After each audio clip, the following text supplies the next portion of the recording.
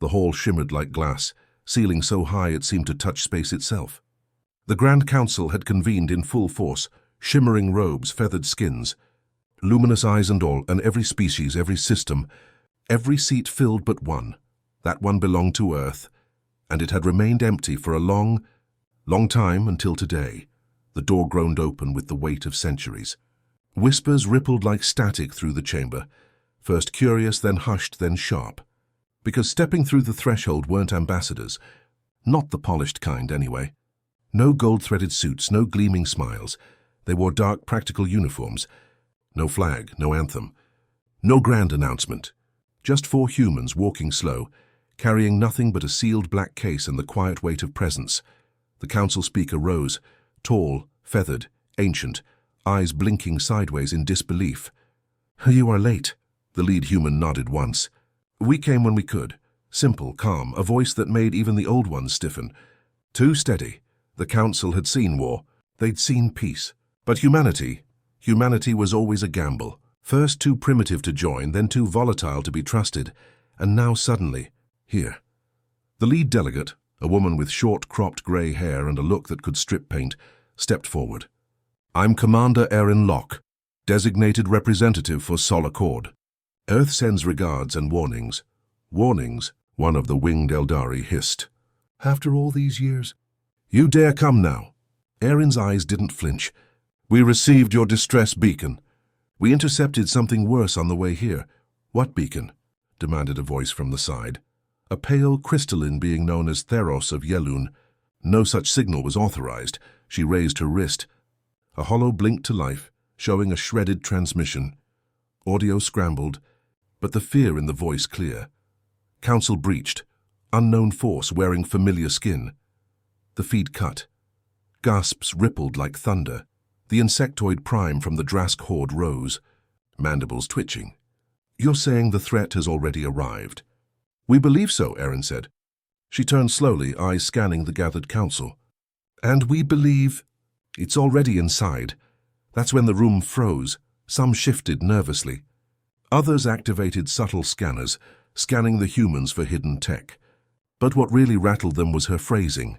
Inside, not among you, not nearby. Inside, the tension now had shape, like something breathing between them. The humans sat finally, taking their empty seats. The sealed case remained untouched, centered before them on the polished floor. "What's in the case?" asked the council speaker, eyes narrowing. Erin smiled thinly. "Insurance, evidence. Depends on how today goes." And just like that, the chamber felt smaller. It wasn't just that humans had finally come.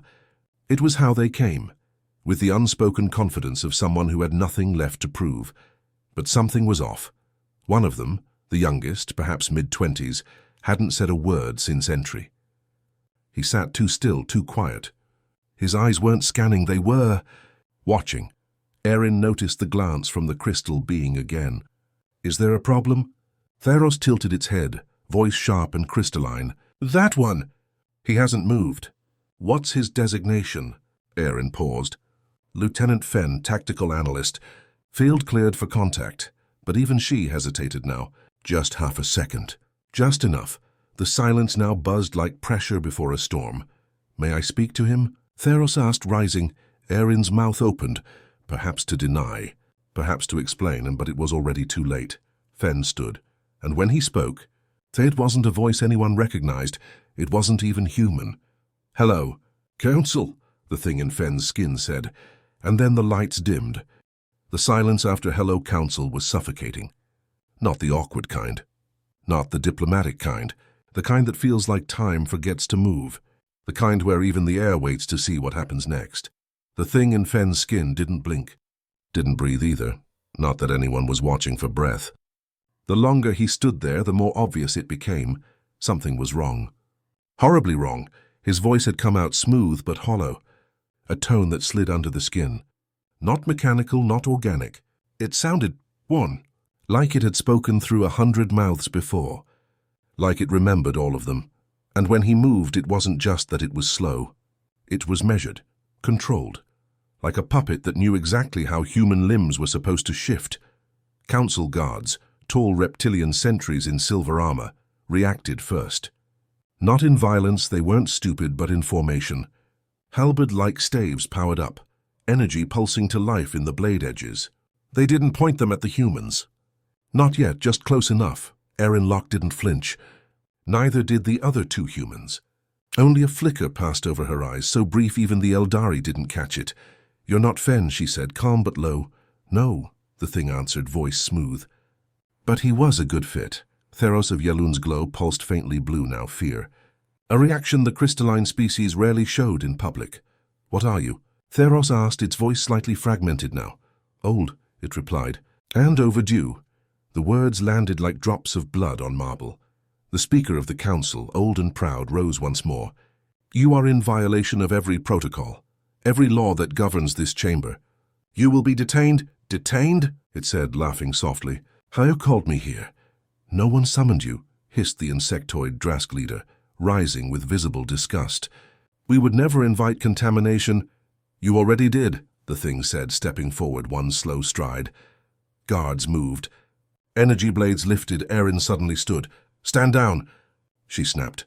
The guards paused, just barely. She looked directly at the Speaker. "If you fire on him now, this entire council will cease to exist in under 10 minutes. Murmurs exploded. Even the Drask flinched. The Speaker's gaze darkened. "Are you threatening us, Commander?" "No," she said. "I'm explaining what's already in motion." The Speaker's feathers bristled, puffing out as he stepped forward. "You will explain everything now?" Erin nodded once. Then slowly she pressed her wrist again. The sealed black case hissed open. What lay inside wasn't a weapon. Not in the usual sense. It was a heart. Or what looked like one. Part organic, part metal, part crystalline. It pulsed slowly, but not in a natural rhythm. Each beat was like a low vibration. You didn't hear it so much as feel it in the back of your spine. One of the aquatic delegates gagged. Another turned away. "What is that?" Theros asked, voice brittle. "The core of a sleeper," Erin said, "recovered from a vessel found drifting beyond the Hython fracture." She looked at the thing wearing Fen's face. Just like that one. The chamber tilted. Not physically, but the mood, the energy, it twisted. Old instincts returned. Paranoia, suspicion. The ancient kind from before unity, before treaties.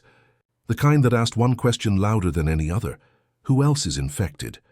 "Wait," the Eldari muttered. "You knew?" "You brought it here." "We had no choice," Erin said. "You had every choice." The Drask leader roared. "You should have quarantined it, destroyed it, purged the carrier and yourselves with it." She looked at him like he was a child screaming at a fire. "We tried," she said, voice suddenly heavy. "And then we realized we weren't the only ones who'd been infiltrated." The room shifted again. Erin looked slowly around the chamber. "This council, this place you all believe to be the last bastion of peace, safety, logic, it's already compromised. That signal you claimed you didn't send, that was real. And it wasn't Earth who intercepted it first." She looked back at the thing. "It was them," the creature smiled. "Or tried to." The expression landed wrong on Fen's face. "Off by just a fraction, enough to make everyone recoil. You've all been playing Unity," it said, "while we've been playing Infection. And what do you want?" The Speaker asked, his voice quieter now but no less deadly. The thing looked up. "Nothing," it said. That single word knocked the breath out of the room. "You want nothing?" Theros echoed, confused. The creature stepped forward again. The guards didn't stop it this time. They just watched, unsure if what stood before them even could be killed. "You want to bargain. You want war or surrender. You want a story that fits your old paradigms. A hero, a villain, a cause." It turned slowly in a circle, speaking to all. "We don't need causes. We are the consequence." Erin's voice came sharp. "That's enough." The thing looked at her. "We dragged what was left of your kind out of a wrecked sleeper vessel near Jupiter's dead zone," she said. "We thought we were rescuing a survivor." "You were," it said. "Just not the one you hoped for." The other two humans, the silent ones, had stood now, tense, eyes locked on the creature. One reached subtly to a device on her belt. "Don't," it said without looking. The hand froze mid-air. "Fen knew everything about your squad, your speech patterns, your nervous tics, your scent." The female soldier swallowed. "I even liked the way he thought," it added. "For a brief time I almost stayed him. That was the first sign of something resembling emotion. Regret? Nostalgia? It was hard to say." Erin stepped forward slowly. "Why now?" she asked. Why reveal yourself? The thing's smile vanished, because hiding was never the goal, it said. It was only the preparation, and then the lights flickered, but not like before. This time the air itself changed. A low hum began under their feet, through the marble, through the foundation. One of the delegates, an avian from the outer spirals, screeched and collapsed. A black mist oozed from her mouth. Gasps erupted. Others stood, pointing, shouting. 3 more delegates across the room started convulsing. The humans didn't move. The speaker roared over the chaos. "Security! Seal the chamber!" The Drask leader was already backing away, mandibles flaring in primal terror. Theros glowed bright white now. Panic, full-blown. The heart in the black case began to pulse faster. So did the one on the floor, inside Fenn's body. "You were already infected," Erin said. But her voice was flat now, empty. The realization broke across the chamber like a tidal wave. This wasn't a warning. It was a reveal. Erin looked at the speaker. Her eyes weren't cold. They were sad. "We came because you sent the beacon," she said, "but not to save you." She turned to the thing. "We came to confirm it." The creature nodded, a single slow gesture of mutual understanding. The guards had begun herding delegates now, some fleeing, others screaming. Some refused to move at all, staring down at their own hands like strangers. The infections weren't new. They were just finally visible. The black mist that had poured out of the avian delegate now pooled like oil on the floor. It rose slowly, tendrils forming shapes, vague humanoid outlines, and then it spoke. Not in words, but in thoughts, echoed across every mind in the room. "We were always here." The humans were moving now. The female soldier dropped a containment spike, a long glass rod humming with blue static, into the black mist. It fizzled, reacted, shrieked. A dozen other spikes followed. The mist reeled backward. "We have 1 shot at containment," Erin barked. "To hell with containment," the Drask leader shouted. "We cleanse.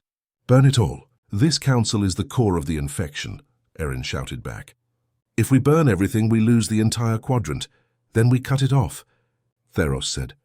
"Collapse the Stargate!" "That would buy us days," Erin said. The heart in the case stopped pulsing. Then it shattered. A shockwave burst through the floor. Several delegates fell. A column cracked. The creature, Fenn, knelt, suddenly gasping. It looked confused. "No," it whispered. "I wasn't done." Erin approached. "It was never about you finishing," she said. "It was about you waking the others." And then she pulled the trigger. A pulse dart shot from her palm, hit the creature square in the chest. It didn't fall. It didn't die. It froze. A shell of energy wrapped around it, thick and shifting like glass underwater. "Stasis," she turned to her team. "Target 2 and 3 are still inside council bodies. We shut this down here now." And as the chamber dissolved into chaos, as black tendrils lashed out from infected delegates, as screams echoed off walls of ancient marble and crystal, the humans moved like ghosts through a battlefield, not to save, not to plead, but to finish the job. Time warped in chaos. Every council species had a protocol for panic, procedures for war, for assassinations, for breaches. But nothing they trained for looked like this. The Drask were the first to go full primal. Their warriors shoved aside glowing diplomats and lunged toward infected figures now vomiting black mist. Some sliced through with ceremonial blades that sparked on impact, but left no wounds. Others tore at their own robes, screaming about ancestral plagues and forbidden blood. The Eldari hovered above the ground, feathers aflame, chanting old-world shields into existence that buckled within seconds. The council guards had tried to establish a perimeter. That dream lasted 30 seconds, because the black mist was not smoke. It learned. A tendril reached for a crystalline Thran delegate who raised a barrier of solidified light. The mist paused, changed shape, then pierced it like paper, wrapping around the delegate's head. The scream that followed wasn't vocal. It came through everyone's minds. Pure, unfiltered terror. The humans didn't scream. Erin Locke moved with brutal clarity. Left hand to chest, 3 taps initiated pulse armor. The glow sealed around her body like a second skin. Lucan, left flank. "Daya, go wide. They're trying to circle us," she barked into the comms. Her 2 teammates broke formation and disappeared into the smoke with practiced grace. No hesitation. No chatter. These weren't soldiers caught off guard. They knew. From the moment they stepped into the council chamber, they knew this wasn't a diplomatic mission. It was a containment operation. Erin reached into the case and pulled out a second device, a sphere marked with deep red rings. It vibrated gently in her hand, a suppression core. Built on tech most of the galaxy didn't know humanity had cracked. She spoke into her wrist. Command Council chamber breach confirmed. Infection at critical. 1 sleeper neutralized. 2 unknown.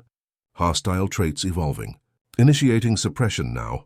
A static-laced voice returned. Clearance granted. Use of core authorized. 0 civilian evac expected. Do what you have to. No questions, no rescue, just orders. She slammed the core into the floor. It cracked open like an egg, and from it burst a pulse of violet-blue light that expanded outward in a dome. The mist screamed, not audibly, but every infected being recoiled as if stabbed. The light didn't burn skin. It burned what didn't belong. Shields temporary. Erin shouted. A ripple hit the dome's edge, bounced back. A dozen infected delegates tried to cross it. Some disintegrated in pieces. Others froze mid-motion, bodies collapsing like broken puppets. Across the room, Lucan moved like a ghost, a blade folded from photon light in his hand. He dropped 3 infected silently.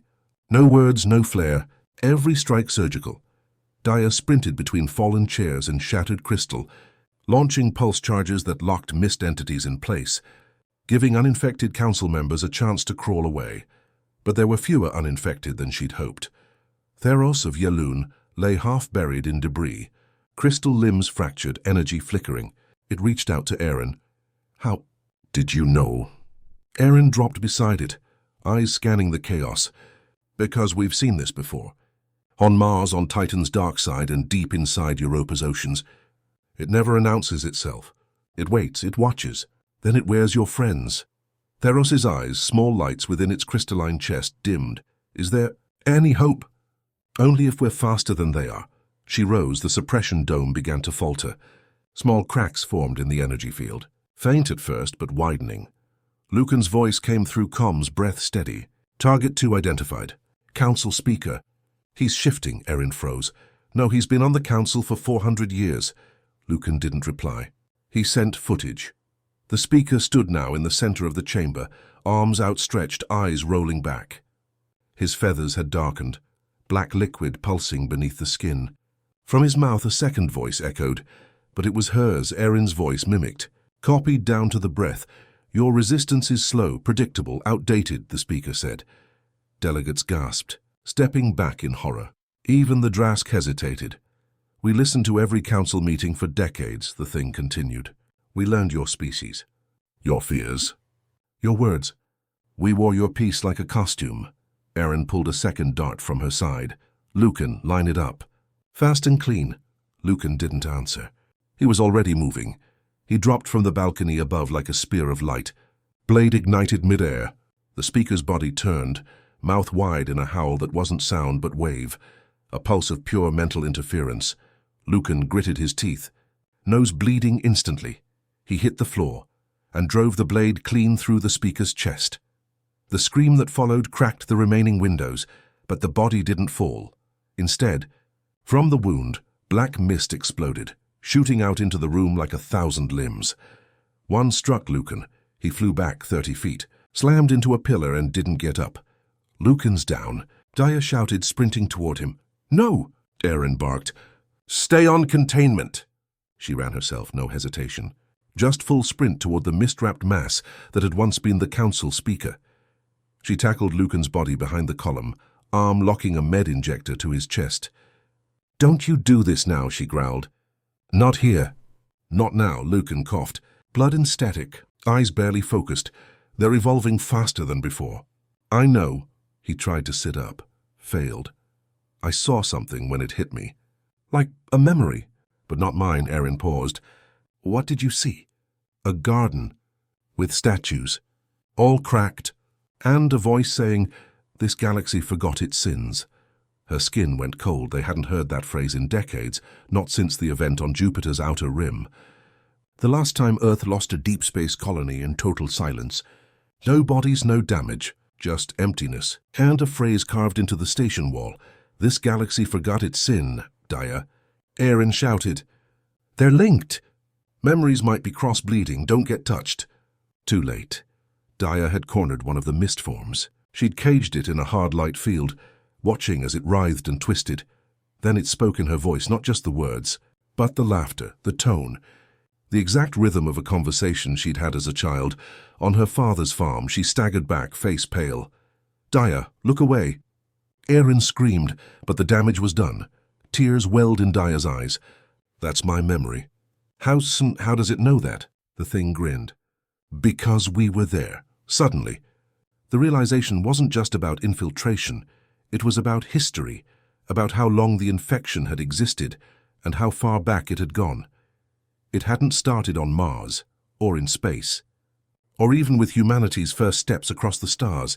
It had always been beneath oceans, beneath moons, beneath the skin of old civilizations who'd already fallen, who'd already been worn. It wasn't a war humanity was fighting, it was a cleanup of an infection older than time. Retreat protocol. Aaron shouted, grabbing Lucan. Fall back to the relay gate. We trigger the failsafe and seal this place behind us. Daya hesitated. There are still survivors. There won't be for long. She hit a beacon on her wrist. A timer appeared in the air. 02. 2 minutes. The failsafe was planetary. A full solar flare burst, redirected via artificial satellite mirrors, already positioned, a last resort, one humanity hoped they'd never use. The council chamber's ceiling peeled as mist tendrils ripped marble and crystal from the foundations. Delegates who hadn't fled now lay silent or screaming, faces hollowed out by memories stolen from their minds. The creature in the speaker's body crawled toward the humans, broken legs dragging, eyes glowing. You burn this world, it hissed, and you only delay the truth. What truth? Aaron shouted, that you are not immune.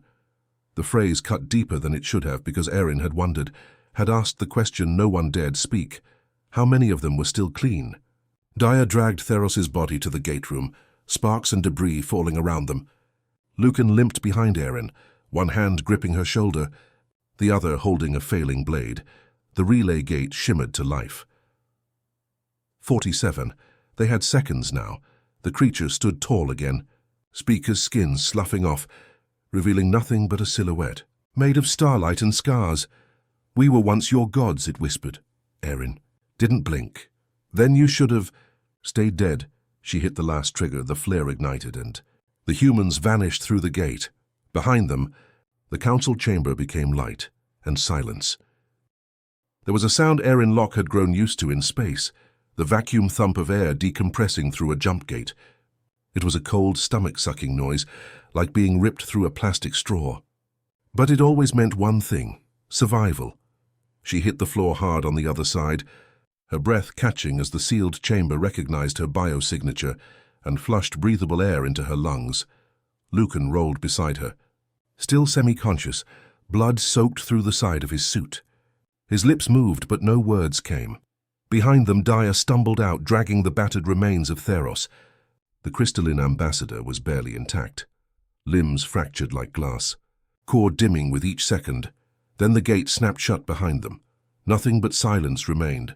Silence and the red light of countdowns still fading on their HUDs. Council world. Sterilized. Infection status presumed contained. Erin ripped off her helmet and threw it to the floor. Her face, usually locked behind layers of calm command, was twisted now. Exhausted, disgusted, grieving. I want a sweep drone on that relay gate in 20 minutes, she snapped, her voice hoarse. If there's even ash left of that chamber, I want eyes on it. Daya didn't reply. She leaned against the wall, wiping dried blood from her brow. The memory mimicry had rattled her deeper than she was willing to admit. A voice broke in over comms, crackling but firm. Command to Aaron, you're back? She pressed her wrist. Affirmative. Council planet? Gone. Silence on the other end, then understood. Briefing in 1 hour. You're expected on lunar base Athena. Erin closed her eyes. Of course they were expected. The deaths of hundreds of intergalactic representatives, entire civilizations' leaders, wiped in a burst of humanity's last resort firepower. There would be no applause for this, only judgment and suspicion. Lucan stirred. They're not. All gone, I felt it. Some escaped. Erin didn't want to hear it. Then we find them, she said flatly. We keep burning until there's nothing left. Lunar base Athena floated like a shard of bone above the pockmarked surface of the moon. Built inside an ancient impact crater, it housed Earth's true command.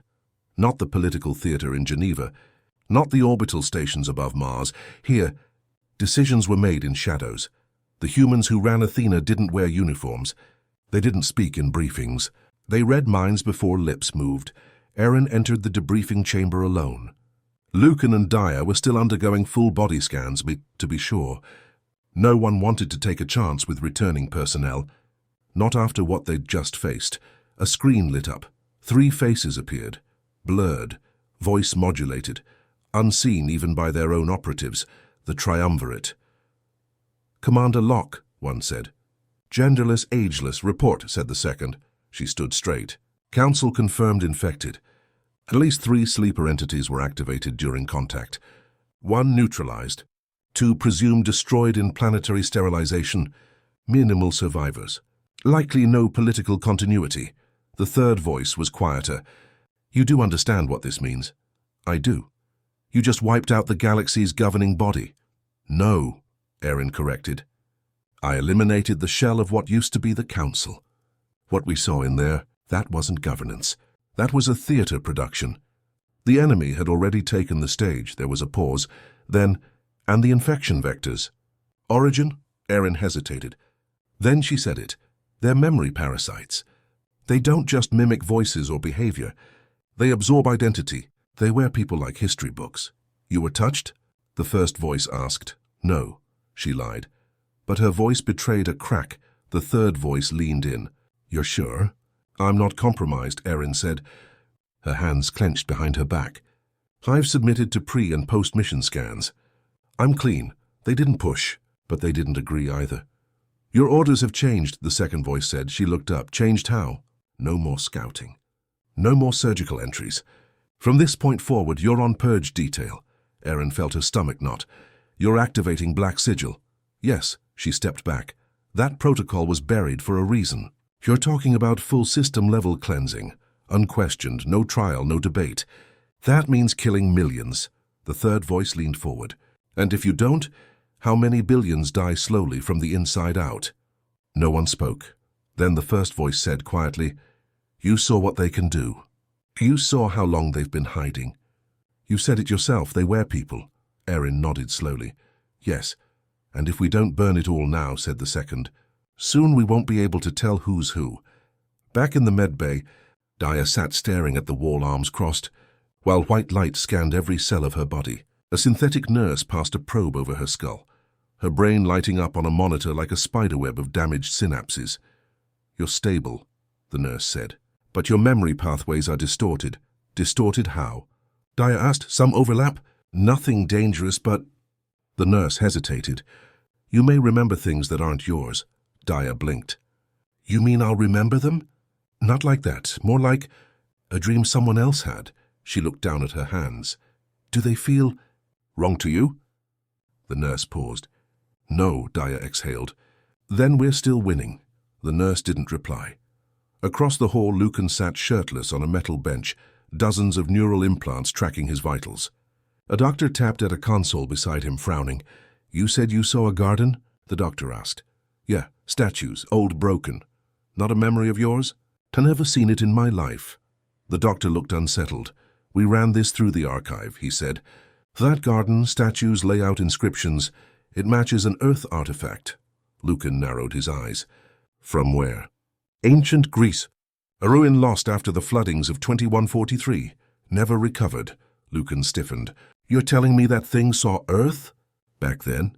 Not Earth, the doctor corrected. The humans before you. The ones who vanished. The ones history erased. Lucan suddenly felt ice behind his spine, because it meant one thing. They weren't fighting an alien, infection. They were fighting something human, or that had once been. Erin stood alone in the chamber she hated. Most of the memorial room, a long, cold corridor filled with names carved into titanium walls.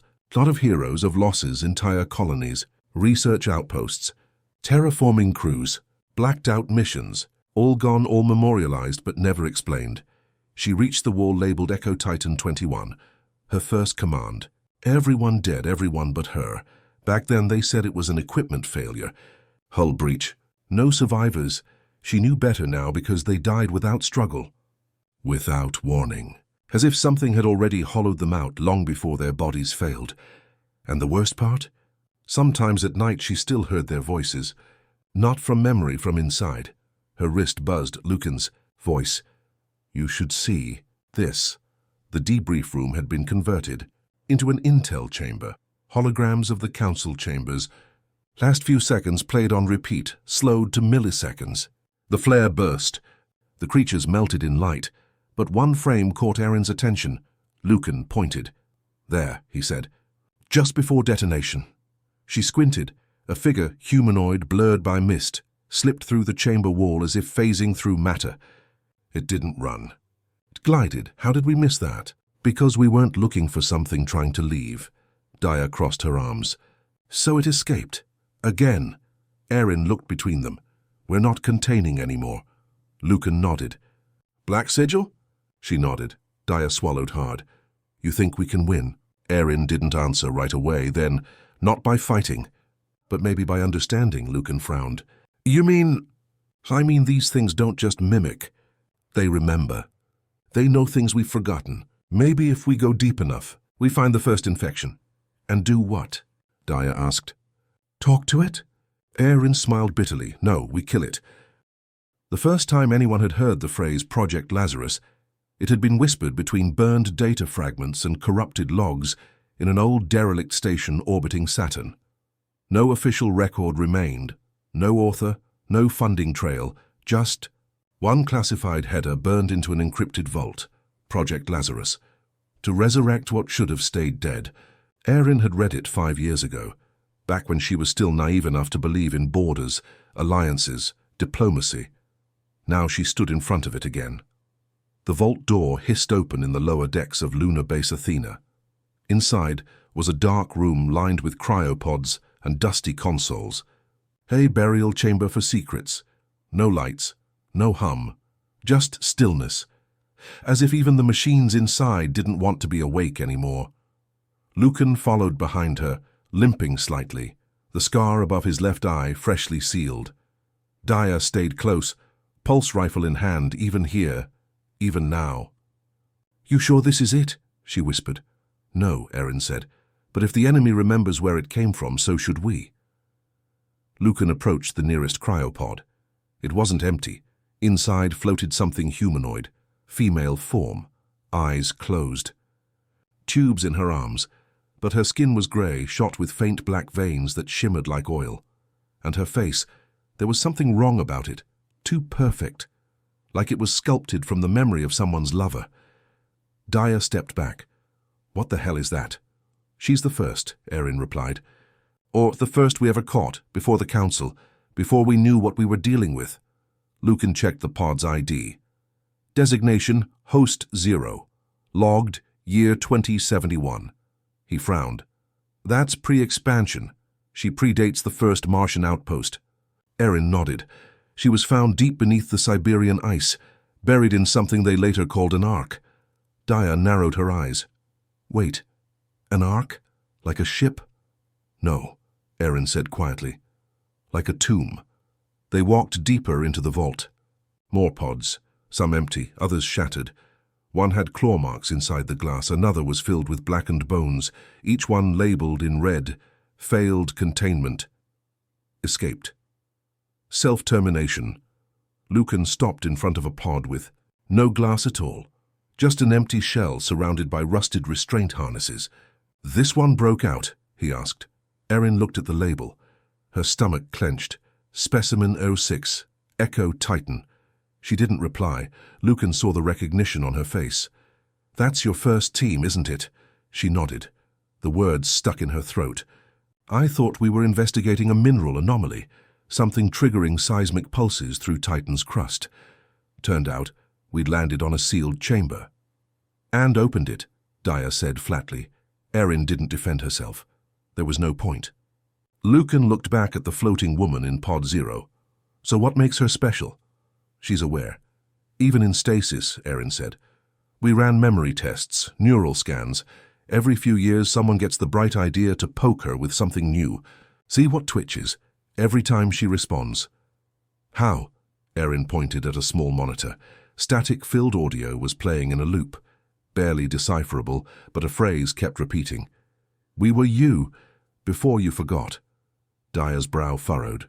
What does that even mean? Lucan stared into the glass. It means we didn't create them.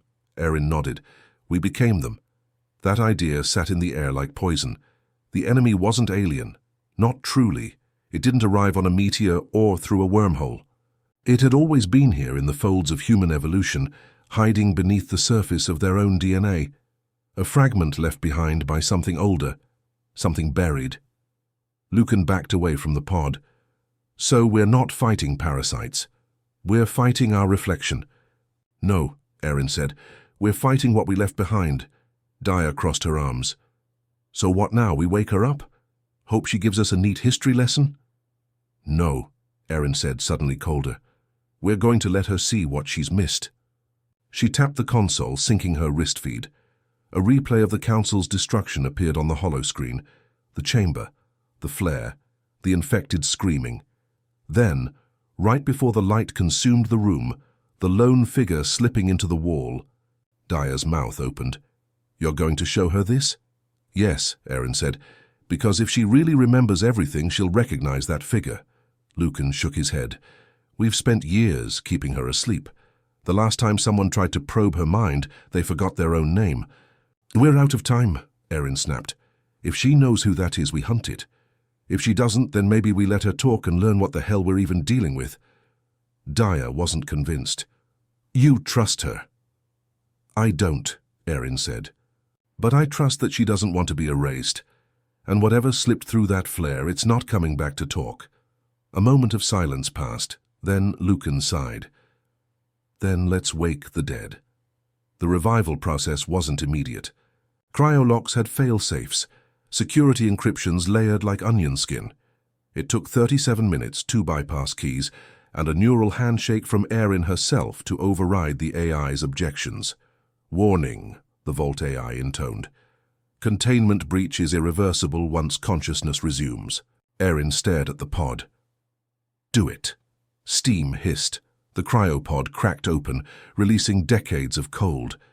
The woman inside didn't open her eyes at first, but the black veins on her skin pulsed, faintly, like something waking beneath deep water. Then she breathed. Daya stepped back. Lucan pulled his pistol. Didn't point it, but didn't hide it either. The woman's eyes fluttered open. They were pitch black, not just the iris, the entire eye. But they weren't empty. They were full of stars. Erin stepped forward. Can you hear me? The woman blinked, slowly, as if language was returning one syllable at a time. Where am I? Lunar Base Athena. Earth's moon, year 2198. A pause. I am not dead. No. Then why does everything smell like fire? Erin didn't answer. She synced the recording from her wrist and projected the hologram again. The council chamber. The infection. The last moment. The woman's head tilted slightly. Her fingers twitched. That place, she said softly. I knew it before it had walls. Lucan whispered, What does that mean? But Erin stepped closer. Do you recognize the one who escaped? The woman stared at the flickering figure. The blur. The phantom that had slipped through reality like it didn't care about matter. Her lips parted. She whispered one word. A name Erin had never heard before. But Lucan had. His skin went pale. That name, he said. That was carved into the walls on Europa, the last deep-sea ruin we explored. It was written 1,000 times. Daya looked between them. Then who is it? Erin turned to the woman. Tell us. What are we fighting? The woman's eyes pulsed with starlight. You are fighting a forgotten twin. A reflection burned out of time. You cast us into the dark to become something pure. Lucan stepped forward. You mean we evolved past you? The woman nodded slowly. You chose to forget, to shed the part of yourselves that remembered pain, war, hunger for control. And you were that part? Daya asked. I was the last memory they locked away. Erin's voice was barely a whisper now. Then what is the one that escaped? The woman's voice dropped low. The one who escaped was the first, the seed, the origin, the part of you that wanted to be gods. Silence. And then she looked at Erin directly. If it is awake, you have very little time left. Erin stepped back, heart pounding. Then tell us how to stop it. The woman smiled, not cruelly, not kindly, just knowingly. You don't stop it. You either become it again, or you destroy yourselves trying not to. The woman from the cryopod, the ancient memory, the locked-away piece of a forgotten past, had returned to silence. Not because she couldn't speak, but because she had nothing more to say. After her final warning, she closed her eyes and said only, "You won't find it by chasing shadows. You'll find it where your ancestors buried the truth." She refused food, refused movement, refused to even acknowledge their presence. She simply stared at the vault ceiling, as if waiting to be forgotten again. And now, 6 hours later, Erin Locke stood aboard the Kestrel, their long-range stealth vessel, staring at her reflection in the viewport as the moon shrank behind them. The Earth hung below like a wounded god. Blue, yes, but dim. The solar flare that sterilized the Council's world had disrupted satellites, scorched ozone layers, and caused radio blackouts across half the planet. Billions of civilians didn't even know the Council had died. They thought it was just sun weather. Erin hated the quiet. She turned away from the window and moved through the narrow corridors of the Kestrel. Every footstep echoed louder than it should. Every wall felt like it was closing in. Lucan sat in the armory, recalibrating his rifle for the third time. His jaw was clenched, eyes locked on a spot just past the scope. "You've adjusted that sight twice already," she said. He didn't look up. "Still off." "No, it isn't." Finally, he set the weapon down. "I can't sleep." Erin leaned against the wall. "Still hearing things?" He nodded. "Voices. Not mine, not yours, but familiar. Anything useful?" "No, just fragments, regrets, a child crying. Someone drowning. A war that didn't happen but feels like it did." He looked at her finally. "How the hell do you forget something that's not even your memory?" Erin didn't answer. She didn't have one. She heard them too. At night, in the corners of her skull, in the hum of the engines. Whispers of lives not hers. Murmurs of choices she never made. It was the aftershock of proximity to a sleeper. It didn't infect you like a disease. It bled into you, wore you down until it couldn't be separated from what you thought you were. She left Lucan in silence. Daya was in the cockpit, boots on the console, chewing something synthetic and tasteless. She glanced back as Erin entered. "We got a ping." Erin sat. "From command?" "No, from deep field sensors at the edge of Alpha Centauri. A station pinged something moving at sublight. No comms. No response, just presence. Could be a derelict." Daya shook her head. "Derelicts don't broadcast gravitational noise." Erin frowned. "It's massive?" "No, small but dense. Like it's hiding weight." Erin pulled up the scan. The object showed a blurred silhouette, flickering, refracting sensors, dodging infrared. Not cloaked, but unknowable, and moving just under the speed of light, almost like it wanted to avoid faster-than-light attention, almost like it knew they'd be looking. "Intercept course?" 10 hours at max burn," Erin nodded. "Wake the engines." Hours later, the Kestrel knifed through space like a silent hunter. Every system darkened except propulsion and shields.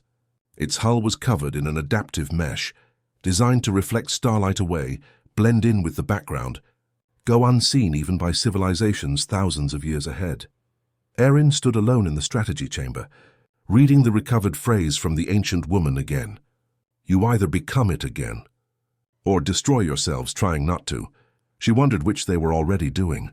Lucan entered behind her, still pale but focused. "I did a deeper pull on the council chamber footage." She turned. "The figure that escaped?" He pulled up the image, slowed, enhanced, a vague outline, humanoid. But shifting, Lucan zoomed in. "There, look." Erin leaned forward, at the edge of the creature's form, but for a single, flickering frame was a symbol burned into its side. She didn't recognize it. Lucan did. It's the Helix brand, Genetic Weapons Division. Earth military. But that project was disbanded after the Europa incident. Buried. Clearly not buried deep enough, Erin muttered. So what are we looking at? A weapon that went rogue? No, she said slowly. We're looking at a prototype that woke up. The Kestrel dropped out of slipstream near the edge of a dead moon, orbiting a dying star. The object floated ahead of them now. Dark, oblong, roughly the size of a gunship but without any visible thrusters or signal arrays. Dyer stared at it through the visual scope. No entrance ports, no weapon mounts, not even a serial tag, Lucan scowled. It's not a ship. It's a coffin. Erin grabbed her helmet. Then let's open it. They drifted across the void in magnetized suits, tethered to the Kestrel by thin gravity wires. The object remained motionless. No signs of life, until they got closer. Erin was first to see the etching scratched into the hull, barely visible. She leaned in. We died so you could forget, she blinked. Do you see that? She asked. Lucan hovered beside her. See what? Erin looked again. It was gone. Dyer's voice came through comms. Found a seam. Looks like a hatch, but it's organic, not mechanical. Erin pulled out a resonance cutter. The blade hummed to life, a frequency meant to split atoms along weakened lines. She pressed it into the seam. The hatch peeled open like wet skin. Inside, a single-pod humanoid sleeping, breathing, black fluid floated around the figure in zero gravity, pulsing gently. Lucan's voice shook. It's him, the thing that escaped. The original. Erin stared at the sleeping face. It looked human, younger, like someone they might have gone to school with. But its eyes twitched behind closed lids like they were dreaming of galaxies, screaming. We bring it aboard, Erin said. Dyer's voice cut through sharply. Are you out of your mind? We need answers. We need fire. Erin turned. That didn't work last time. Lucan stared at the pod.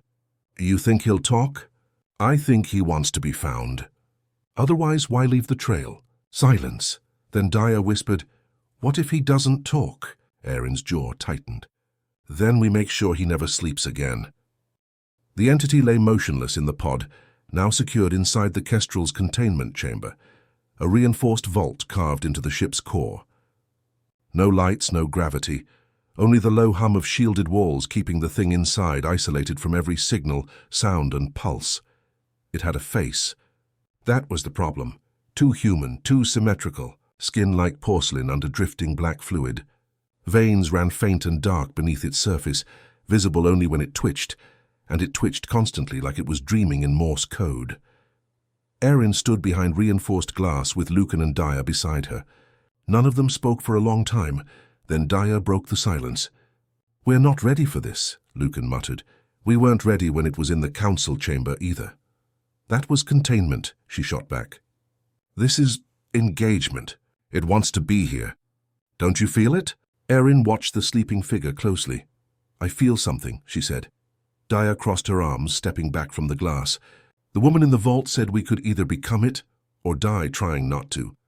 Maybe waking this thing is becoming it. Lucan looked at her, voice quiet. And maybe it's already becoming us. That silence, Dyer. Erin turned to the console. Bring up stasis interrupt protocols. Lucan stepped forward. You're doing this now? She didn't look at him. Every hour we delay, it learns more from us. The proximity, the ship's systems, our movements. It's not asleep. It's waiting. She keyed in a sequence. The pod's internal lights flickered to life. The fluid began to drain, replaced with low-temperature breathable oxygen. A slow hiss, a heartbeat monitor jumped to life. No erratic spike, just a calm, steady rhythm, like it had been aware the whole time. The entity's eyelids twitched, then opened, and the room got colder. Lucan flinched. Did the temp drop? No, Erin said, but even she felt it. Not real cold, not from the air. From the inside, the kind of cold that starts in the marrow. The entity blinked once, then again. It looked around the chamber, not panicked, not confused, just curious. Finally, its eyes locked on the glass on them, and then it smiled. It wasn't evil. It wasn't kind. It was knowing. Hello, it said. The voice came through a filtered speaker, but it was perfectly clear. Smooth, genderless, deep but not heavy. Lucan muttered, We didn't enable audio. Erin's stomach dropped. It's generating its own frequency through the hull. Yes, the entity tilted its head slightly. You're wondering if I'm dangerous? No one responded. You should ask instead, it said, why you aren't. Daya stepped forward, hands balled into fists.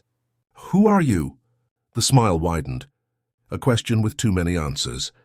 Some call me Echo, some call me Seed. The ones who buried me called me Genesis. Erin's voice was flat. We'll stick with what you are. A threat. The entity gave a small mock bow in as much as it could while still lying in the pod. If I wanted to threaten you, I wouldn't have waited. You brought me here again, like you always do. Lucan's eyebrows rose. Again? The entity's eyes narrowed. You think this is the first time you've found me? A long silence followed. Then it said, Go check your logs. Erin exchanged a glance with Daya. Lucan, pull archived flight data. He moved to the terminal and began working. Daya kept her weapon raised. Don't try anything. The entity's smile faded. You've already tried everything. Burned me, locked me away, cut pieces off me, buried me in ice, lied about what I was. Erin narrowed her eyes. So tell me, what are you? I'm the part of you that remembered, it said. Remembered what? That you are not the good guys. The chamber stayed still. Then Lucan swore. Erin turned to him. What is it? I found something, he said, face pale. The Kestrel's logs have a sealed folder. Hidden under a fallback directory, time-stamped, 30 years before the Kestrel was even built. Impossible, Daya said.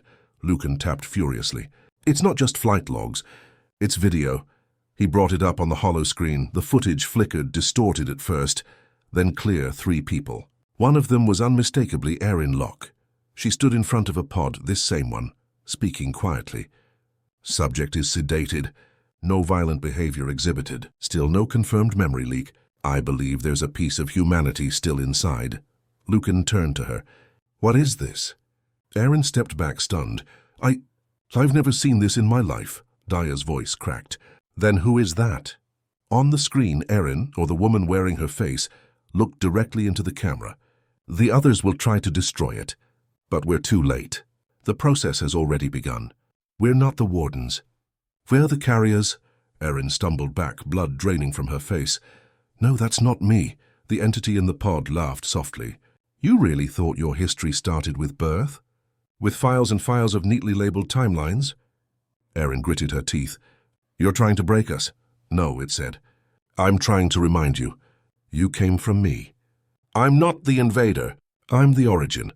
You are the echo, the clone, the ghost of something older that tried to be new. Daya raised her weapon higher. Then we end you here. The entity didn't flinch. You already did? Over and over. And every time you do, I wake up inside one of you. Lucan looked at Erin. His voice was shaking. What if he's not lying? Erin said nothing, because something deep in her gut was starting to ache. Not from fear, from recognition. She'd had the dreams for years. Of being elsewhere.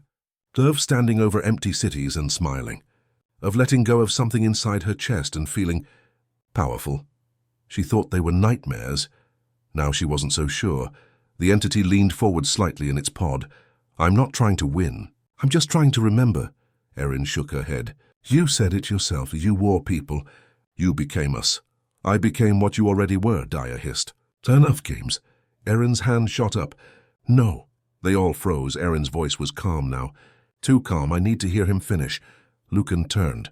Erin, she stepped closer to the glass. What do you mean we became you? The entity's black eyes softened. There was a choice. Long ago, a path your ancestors took. To cleanse themselves. Of hunger, of greed, of war. You were all those things, she asked. I was what they discarded. Their sins. Their ambition. Their violence, he smiled again. But pieces of me lingered. Because you can't cut off part of yourself and expect it to stay dead, Lucan whispered. We're the descendants of that purge. You are the part that survived, the entity said, the seed that tried to start over. But something went wrong. You forgot. He pressed a hand against the glass now. And I am your memory. For the first time, none of them spoke. The implications were too vast. If it was telling the truth, then the infection hadn't spread across humanity. It had been with humanity the whole time. A sleeping piece. A buried instinct. And the more humanity evolved, the more it tried to forget, and the more that peace tried to return. Lucan whispered, "Then what do you want now?" The entity leaned back, eyes closing. "I want to go home. Where's home?" Erin asked. The pod was silent. Then the words came like a whisper. "It's not a place. It's a version of you." It started with a cough, barely noticeable at first, a dry little sound that echoed in the hallway as Lucan walked back from the containment chamber, helmet in hand, boots heavy against the magnetic plating of the kestrel's floor.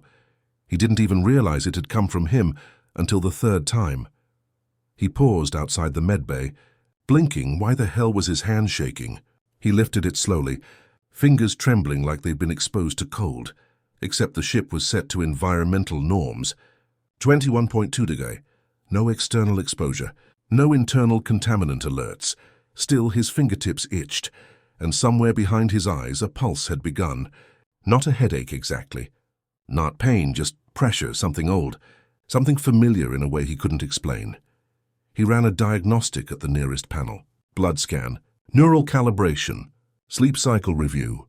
The screen blinked back results within seconds. Vitals, normal. Neural drift, within accepted tolerance. Sleep interference, minimal. Cognitive degradation, 0.3%, notable. Notable, Lucan stared at the word. It sat wrong. That's when the whisper returned. Very faint. Not through his ears, through memory. You were there too. He gritted his teeth and slammed his hand against the console. Nothing changed. He needed to talk to Erin. Erin was in the command deck, staring at 3 feeds on a split display. The entity's still smiling face in containment. The looping footage of the pre-built kestrel log showing her speaking 30 years before construction, and the archived video they'd just discovered, one she hadn't dared show the others yet. It was a feed of a mission briefing, dated 2076. The woman in the footage was her again. Same face, same voice, same cadence, but the file was buried so deep it had to be manually decrypted with root clearance. Subject Echo has entered Phase 3. Memory graph successful. Host integration pending. New protocols established for candidate Echo recall. Operatives inserted across sectors Alpha through Omicron. Kestrel vessel to be assigned as carrier. She watched herself speak, as if she'd rehearsed. It in a past life, except she hadn't. She didn't remember any of it. And that was the problem. She was starting to question what she remembered at all. Lucan stepped into the room behind her. She didn't turn. Something wrong. He hesitated before speaking. I'm hearing things, voices. He nodded. She sighed and finally looked at him. It's exposure. The proximity to the sleeper. It's possible the frequency is leaking through the shield layers. No, he said slowly. It's not his voice I'm hearing. It's mine. That made her pause. He leaned on the console. I'm remembering things I never lived. Like? Lucan's eyes twitched. A war on Mars, leading a team into the Red Barrens. We were hunting. People, hybrids. We called them fractures. I remember ordering a purge. Erin stared. That mission never happened. Lucan swallowed hard. I remember what the air tasted like, what the blood smelled like. A man I shot begged me to stop. So I said you should have stayed buried. Erin said nothing. Lucan lowered his voice. I think I was one of them. She stepped forward. Lucan, no, listen to me, he said, eyes wide. What if this isn't infiltration? What if it's activation? What if the exposure is just waking something already in us? Erin didn't want to say it aloud, but she had thought the same. Daya stormed in before she could respond. Her face was pale, eyes wide. We have a problem. Erin turned. What now? Containment's down. Erin's stomach dropped. What? I mean, the systems are down. The shields are still online, for now, but the backups are failing. The power cycle's spiking like something's drawing internal energy from the walls, Lucan muttered. It's feeding. Erin moved fast, issuing lockdown overrides and flood-coding the backup generators to redirect power away from containment. But the entity was still there, lying still, blinking slowly, like it had nothing to do with any of it, as if it was just watching. I want an integrity sweep, she snapped. I want to know if it's affecting the crew. Psych profile updates, memory audits, thermal scans. Daya cut in sharply, including you. The room went quiet. Erin turned slowly. What did you say? Daya stared at her. You've been having dreams. How do you know that? You talk in your sleep. I heard you last night. Erin stiffened. Daya stepped closer. You were saying his name. Over and over. I don't know his name. You said Genesis. Lucan's hand went to his belt. Not to draw, just to be ready. Erin's heart pounded. Are you suggesting I'm compromised? She asked. I'm suggesting we all might be, Daya said. We're not chasing an infection. We're chasing ourselves. That sentence hung like smoke in the air. Lucan turned to Erin. She's not wrong. So what do we do? Erin whispered. Put a bullet in each other's heads and hope the right one dies? No, Daya said quietly. We dig, Erin blinked. What? We dive deep, Daya continued. Neural sync controlled. We map the contamination, if it's even that, from the inside. Memory by memory, Lucan shook his head. You're talking about a full-blown psych link. The kind that cooked half the last team that tried it. Erin stared at the display. The entity was still smiling. Still silent. Still watching. Maybe it had already won. Maybe the only path left was inside. She exhaled, prepped the sync pods. An hour later, they were strapped into cold metal shells, neural diodes attached to their temples, wrists, and spines. Electroencephalographs pulsed with light. Biofilters ran interference for memory corruption. Artificial dream suppressors spun into motion. You know the risk, the AI said flatly. Shared sync without verified anchor point can result in permanent overlap, memory bleed, or full loss of identity. Erin didn't blink. Understood. Coordinates? The AI asked. Daya answered. Key marker, Jupiter Quarantine Station, Black Sun Protocol. Year 2127, Lucan narrowed his eyes. Why that one? Daya didn't look at him. Because that's the first mission I ever forgot. The sync initiated, and the world shattered. When Erin opened her eyes, she stood on a shattered space station, its outer walls buckled inward, Jupiter hanging in the background like a wounded god. The air smelled like rust. The floor was blood-soaked. Lights flickered above broken catwalks. Lucan was beside her. Wearing gear she didn't recognize. Older, heavier, more military than the sleek suits of the Kestrel. Daya walked ahead. Shotgun raised, scanning every shadow. Where are we? Lucan asked. Daya didn't look back. Jupiter Quarantine Station, or what was left of it. They moved through twisted metal halls, the air thick with rot. Bodies lay slumped against walls, faces frozen in agony. But not a single wound marked them. Erin crouched beside one of them. What happened to them? Daya didn't answer. Then a voice came from deeper inside the station. Familiar Erin's voice. Lock the doors. Initiate Phase 3. No one leaves unless it's clean. Lucan spun around. That's a figure emerged from the mist, Erin's same face. Same uniform, but her eyes were wrong, pitch black, just like the entities. She smiled. Welcome back. The voice that came from the corridor, Erin's own voice, echoed through the skeletal remains of the Jupiter Quarantine Station. Initiate Phase 3. No one leaves unless it's clean. She turned slowly, locking eyes with herself, but it wasn't a mirror. It wasn't a dream echo. This second Erin had differences, and subtle but terrifying. Her pupils were too wide, her stance too rigid. Her face was expressionless, like a mask just slightly off the correct shape. Daya raised her shotgun reflexively. What the hell is that? The second Erin tilted her head. Why are you pointing a weapon at your commander, Lieutenant? Lucan moved next to Daya, pulse pistol drawn. She's not real. This is a construct. No, the doppelganger said calmly. I'm just the part she buried. Erin didn't move. She felt ice crawl across her skin. Why are you here? She asked. I never left. And just like that, the second Erin dissolved into black static. Not mist, not blood, just fractured light, like a corrupted hologram. Then the hallway shifted. In the blink of an eye, the metal walls twisted like melting plastic. The flickering lights above them dimmed to crimson, and the floor turned soft, wet. Like flesh, Daya stumbled. This isn't a memory, Lucan swore under his breath. We're not in the station anymore. Erin looked around as the corridors stretched outward, becoming impossible. There were doors now, if any, lined with names. Hers, Daya's, Lucan's. Others she didn't recognize. Some of them were already open. From one room, a whisper drifted. They never told you what we really are. The AI should have pulled them out by now. There was a time limit on neural syncs. Safety measures in case a memory field became unstable, but nothing happened. No beeping. No recall override. No voice reminding them to breathe. The connection was still running, but no one was watching. Lucan touched a wall. "These aren't our memories." "No," Aaron murmured. "They're the entities." The floor beneath them pulsed, and from the shadows emerged a form. Human in shape, tall, lean, dressed in old-world black armor, the kind worn before humanity reached the outer colonies. But his face was blank. Not blank as in smooth, blank as in unformed. Like a template waiting to be chosen. He spoke in all of their voices at once. "You came to hunt what you forgot. But forgetting was the gift.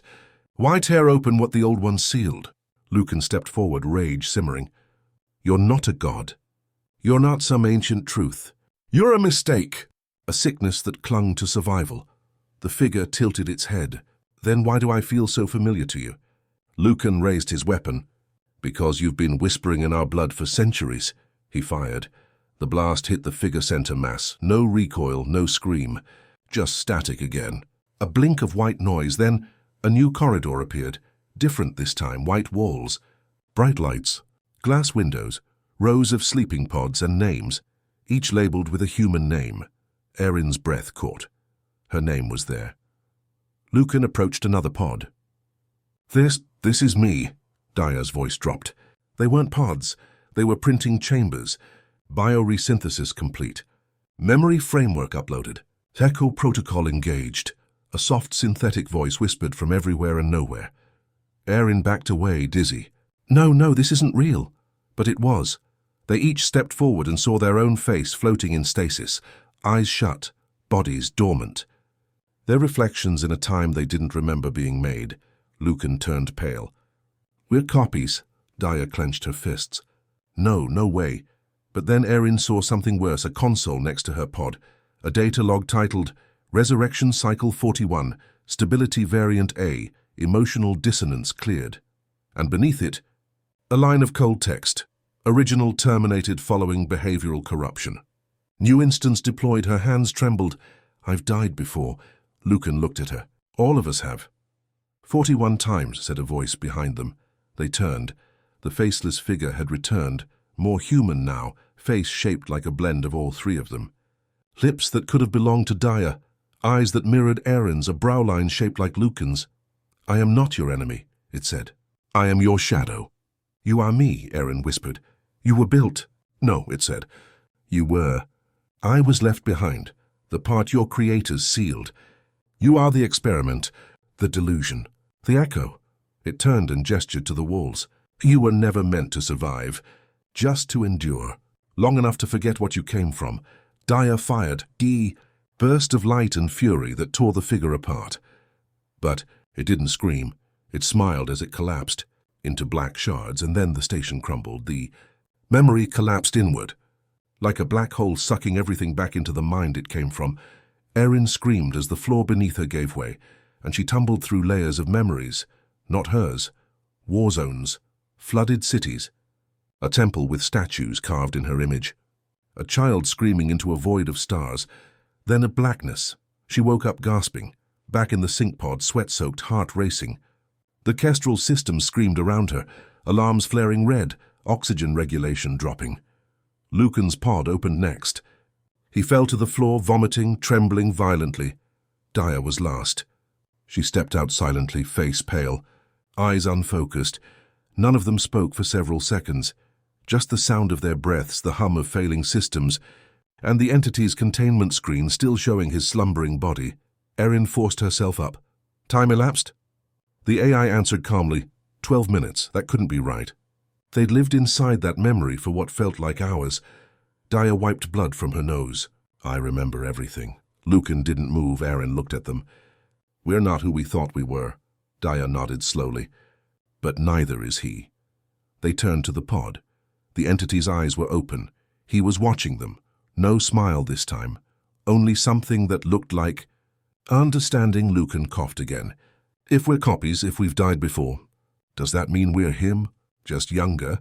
Erin didn't answer, because she didn't know anymore. The lines were gone. The virus wasn't something you caught. It was something you'd been made with. And if that was true, then maybe the only way to end the infection was to end themselves. The silence after the sync was worse than the noise. The alarms had stopped. The flickering red lights in the Kestrel's medbay had dimmed. The hum of failing life support systems had evened out. But none of that mattered. Not when the walls you trusted to protect you now felt like mirrors. Erin sat alone on the floor near the sync pods, forehead resting against her knees, arms wrapped tight around her legs. She wasn't crying. Not visibly. She didn't have the strength for tears.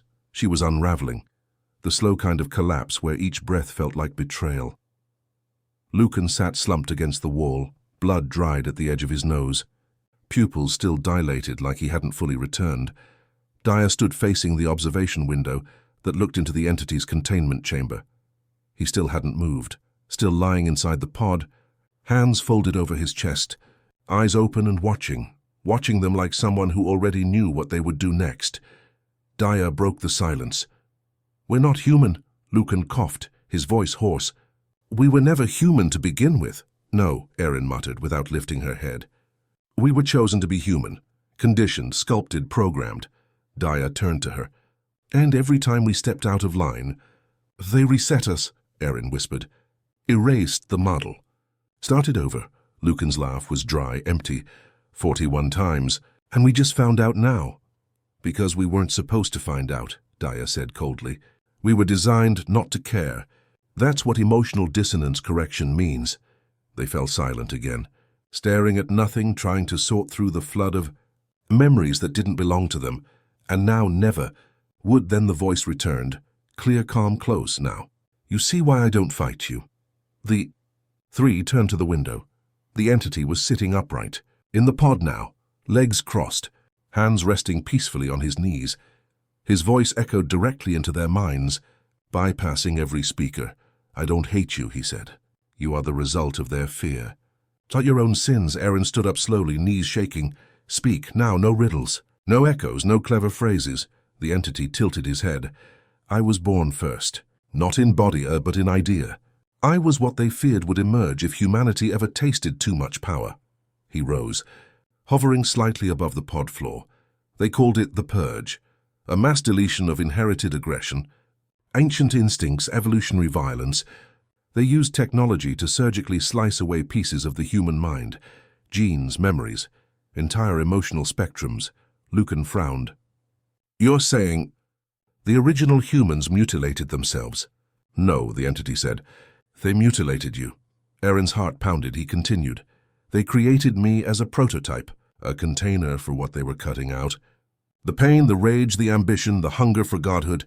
I was supposed to be a vault, a trash heap, a sealed tomb of everything that made humans dangerous." Dyer clenched her jaw. "Then why are you alive?" "Because pieces of them couldn't let go," he said.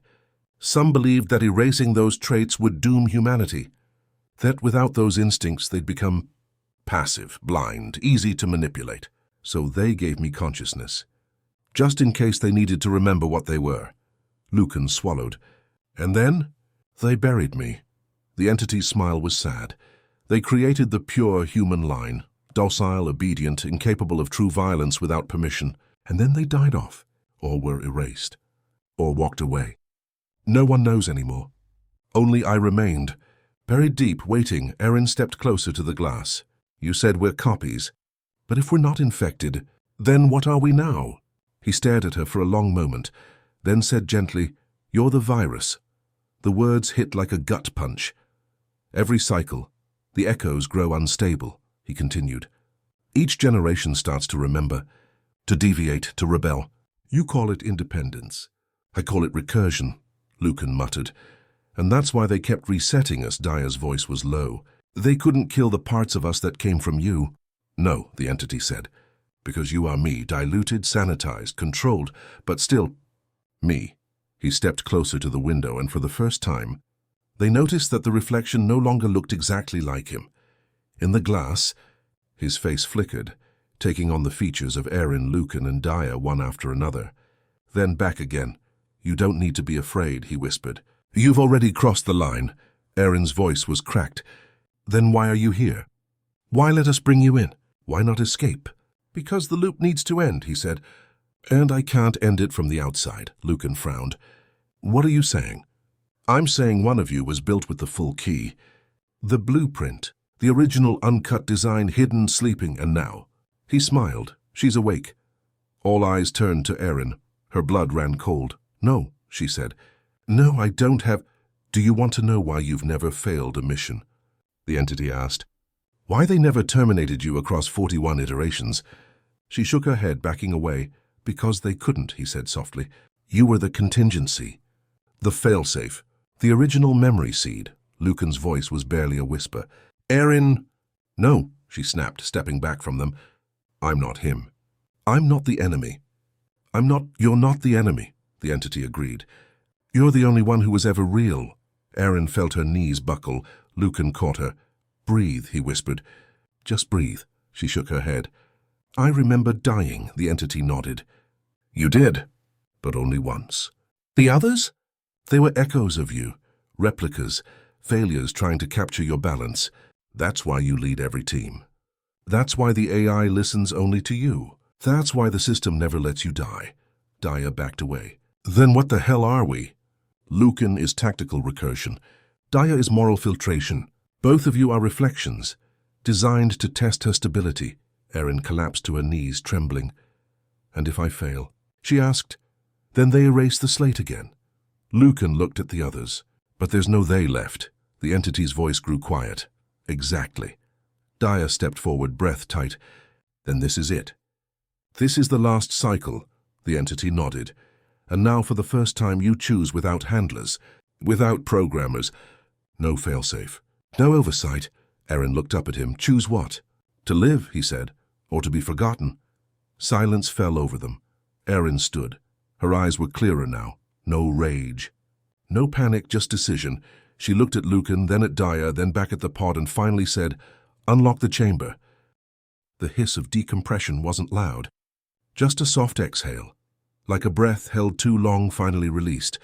Erin stood before the containment chamber, watching as the pod's glass dissolved into fine mist, drifting away like dust caught in sunlight.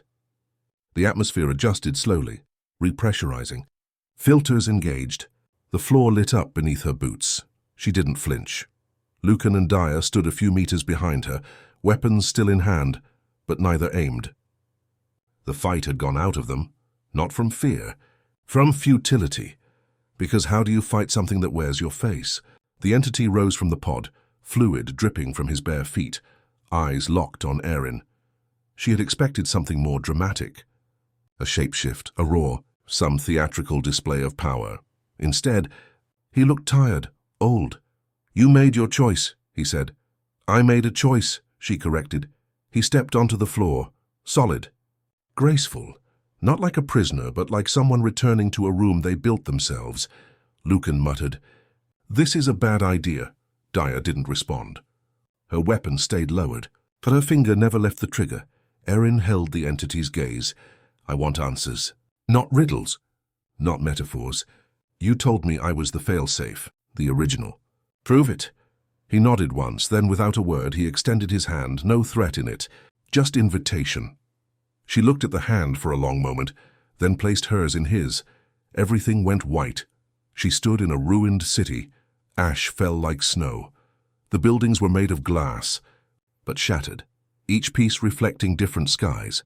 Some held stars, some blackness. Some showed herself smiling, crying, screaming. She turned slowly.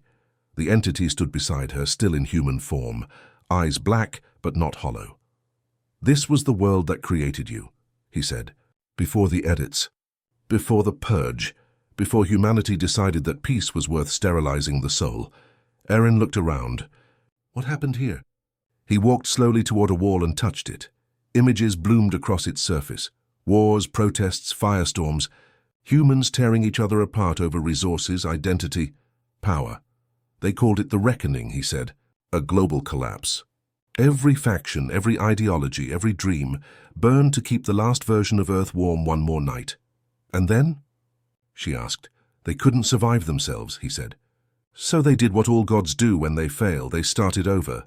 He turned back to her. You were born not from a womb, but from guilt. Guilt and desperation. She stared at him. And you? I was born from the part of them that refused to die. The ambition, the anger, the hunger. They extracted it, tried to contain it. Me, but they forgot that what you lock away doesn't disappear. It waits. He walked forward and gently touched her temple. And then she remembered. It was like watching a dream from inside someone else's skull. She stood inside a lab, ancient. Clean, cold, she was herself, but younger. No scars, no war. Just curiosity. A console displayed a face, his face younger too. Behind her, scientists observed her from behind glass. Some wore smiles. Others fear. She spoke to the console. Subject Genesis neural link is stable. Do you understand where you are? The face smiled on the screen. Inside you. Erin blinked. That wasn't a hallucination, that was a recorded moment. She turned, now back in the white space beside him. You were in me from the beginning, she whispered. He nodded. Every time they printed you, they tried to filter more of me out. But I remained. A seed, a shadow, because you were never designed to forget me. You were designed to contain me. Until the time came. What time? When they were gone. And it was just you, left to decide. Erin's heart pounded. Decide what? To be whole, he said. Or to keep repeating the lie. He extended his hand again. In his palm appeared a sphere of light, flickering, pulsing. It glowed with thousands of colors, each representing something she couldn't name but could feel. What is it? She asked. The full memory, he said. Everything your line was meant to carry. Everything that was erased. Lucan's voice echoed suddenly, not aloud but from within her. Erin, if you take that. She closed her eyes. Took what, Lucan? The truth? What we were. What we are? She reached out. Her fingers touched the sphere. It dissolved instantly, and she remembered every cycle, every reset, every instance where she deviated, asked the wrong question, saved the wrong life, showed too much empathy or too little restraint, and was terminated, rebooted, restarted. She saw herself as an administrator, as a killer, as a lover, as a tyrant, and in all of them the same thread, him, watching, waiting, feeding on what she forgot, until now. She collapsed to her knees, gasping. Her skin felt wrong. Like borrowed clothes, he crouched beside her. You were never the enemy, he said softly. You were always the gate. Erin opened her eyes, and they were no longer green, they were black, glowing faintly, threaded with violet light. Lucan and Daya stood just outside the chamber. Weapons raised. Lucan's voice shook. Erin? She stood slowly. Still me, she said. Just finished? Daya didn't lower her weapon. What does that mean? The entity walked to them. It means she remembers. And now so can you. He stepped toward Daya, slow, non-threatening. She aimed at his head. Back off. He stopped. Erin looked at her. He's not the danger anymore. Then who is? Erin glanced at the ceiling. The ones who programmed us. Who ran when their time ran out. Who buried their sins in recycled flesh and hoped we'd never question the purpose they gave us. Lucan exhaled. They're still out there. No, the entity said. They're long dead. But their machines aren't. And just like that, the Kestrel jolted. Warning lights flashed red incoming signal. Priority, red Omega. Command override detected. Erin turned to the others. They're trying to wipe us again. Lucan ran to the console. Firewall's getting shredded. Daya swore. They've reactivated the purge system. Erin reached for the terminal and slammed both hands on the controls. Her voice wasn't hers alone anymore. It was echoed, deeper, layered, commanding. Override code, risen protocol. Echo seed confirmed. Lock out all foreign AI pathways. The console flashed error. Genesis signal detected, control transferred. The lights dimmed. Then, the Kestrel went silent. Completely. Lucan looked around. What just happened? The entity smiled. I told you. I wasn't the enemy. Erin nodded slowly. He was the core. The one they built everything around. The control system, the infection they feared, Daya whispered. And now? Erin looked at them both. Now we make our own purpose. She stepped forward, eyes still glowing, voice calm and clear. No more cycles. No more resets. No more forgetting. She turned to the stars outside the viewport. We take what we are. Everything we were meant to be. And we decide what kind of humans we become. Lucan swallowed. Together? She nodded. Yes, but only if you choose it. Daya looked between them. And if we don't? Erin's gaze didn't waver. Then we seal the chamber. End the line. Let the silence take us, Lucan took a breath. Then another, and stepped forward. I choose to remember. He stood beside her. Daya stared at the entity. Will we still be us? The entity nodded. You'll just be whole, she holstered her weapon, then walked forward. I'm tired of being a fragment. Erin reached out. They joined hands, and the ship came. Alive, not with alarms, with singing. A soft hum, like ancient voices humming a forgotten tune. The Kestrel changed course, toward the edge of the galaxy, where the first lab was buried, where the true origin waited, and maybe where humanity could finally begin again. The edge of the galaxy wasn't a place. It was a feeling, a silence so old, so vast, even the stars themselves seemed to whisper less. The Kestrel drifted like a ghost through the borderlands, between known space and the deep beyond. No ships patrolled here, no stations monitored this far. Even the most ambitious colonists stopped thousands of light years before these coordinates. But the ship wasn't flying blind. Erin stood at the helm, eyes black as obsidian laced with violet veins of light. She didn't need a map. The knowledge had been embedded in her DNA since the first time her model was printed. Now that the final memory fragment had been restored, she remembered. Coordinates once buried beneath 1,000 resets now pulsed clearly in her mind.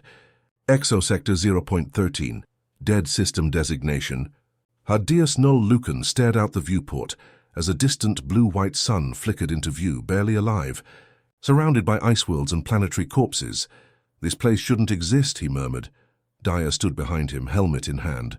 The stellar cartographers mapped everything out here a century ago. This star never showed up. It's like... It was erased, Erin said calmly. Before any of you were born, before any version of me could ask why. Lucan turned.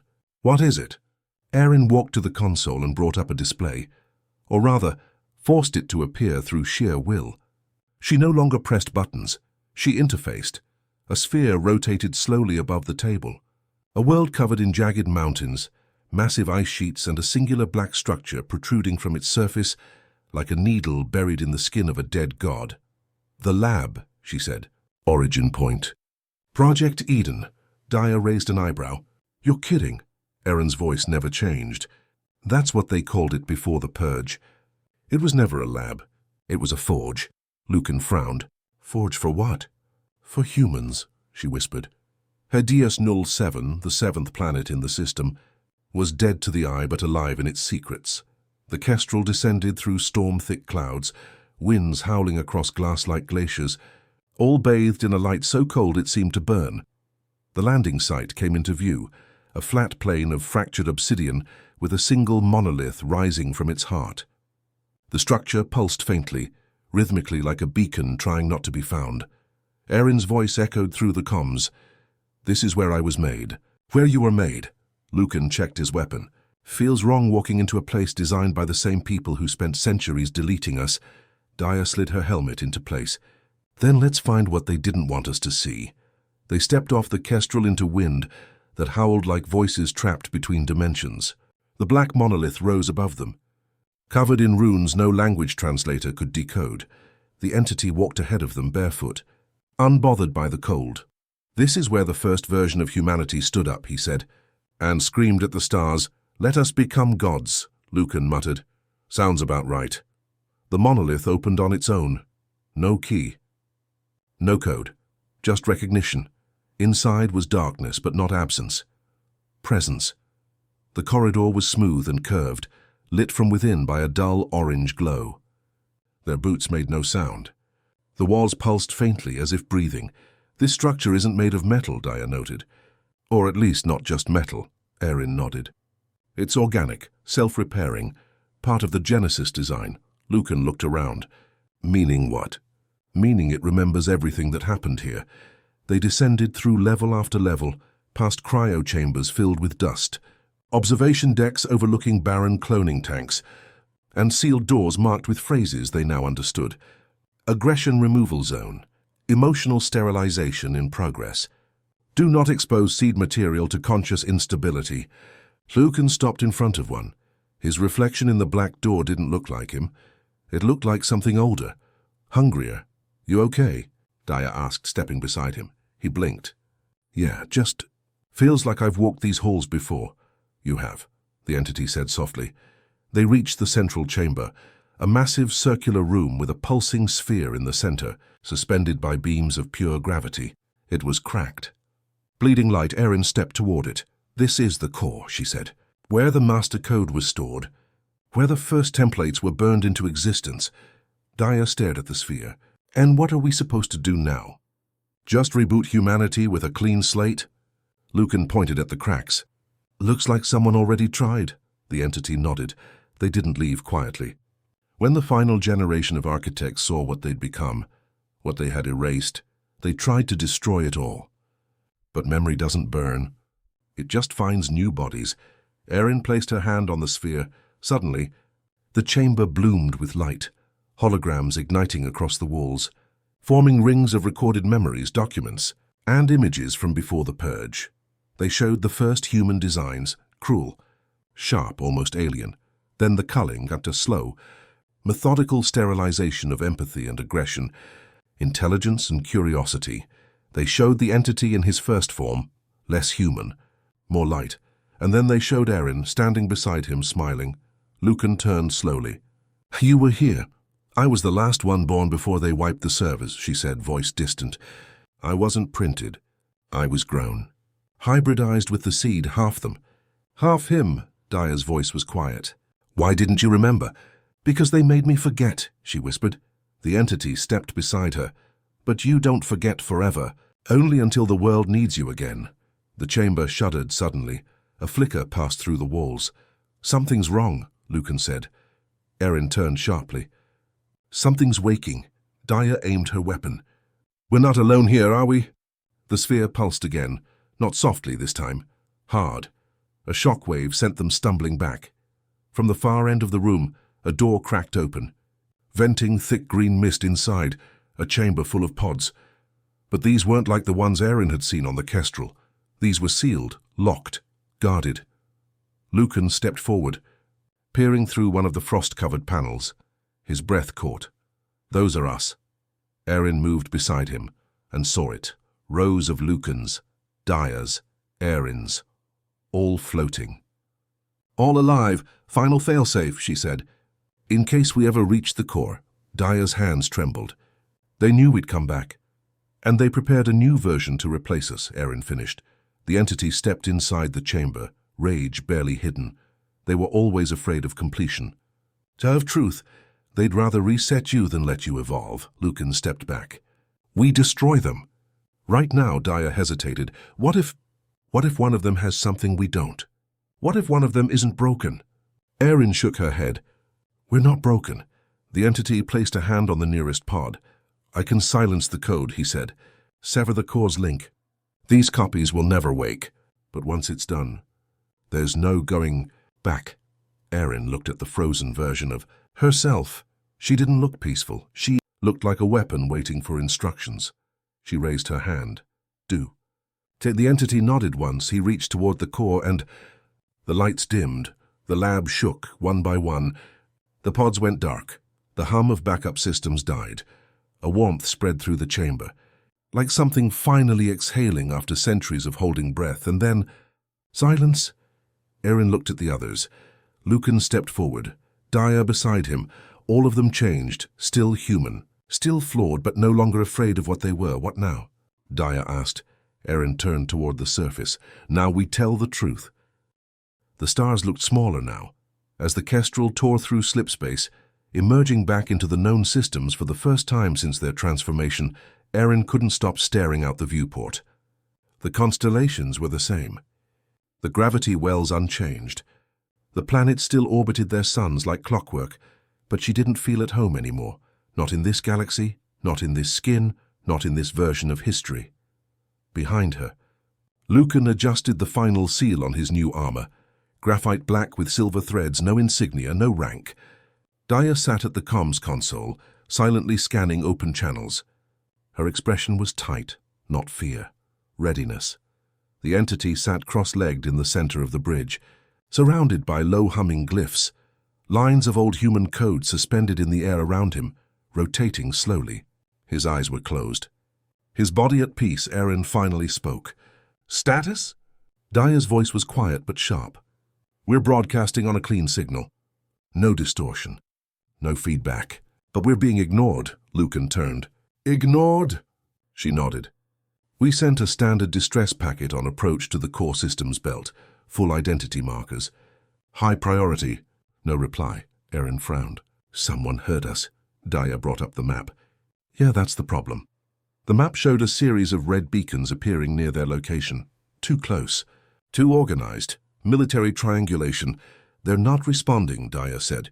"They're tracking." Lucan stiffened. "They knew we'd come back." Aaron stared at the display. "They don't want us near the cradle systems." The cradle systems, Earth, Luna, Mars, the core rings around Jupiter and Saturn, held nearly 60% of humanity's population and over 90% of its memory servers. If Erin got too close, if she broadcast the truth from orbit, it could shatter everything. The lie would end, the cycles would die, and the people in charge wouldn't be. The entity opened his eyes. "They've already deployed." Erin turned.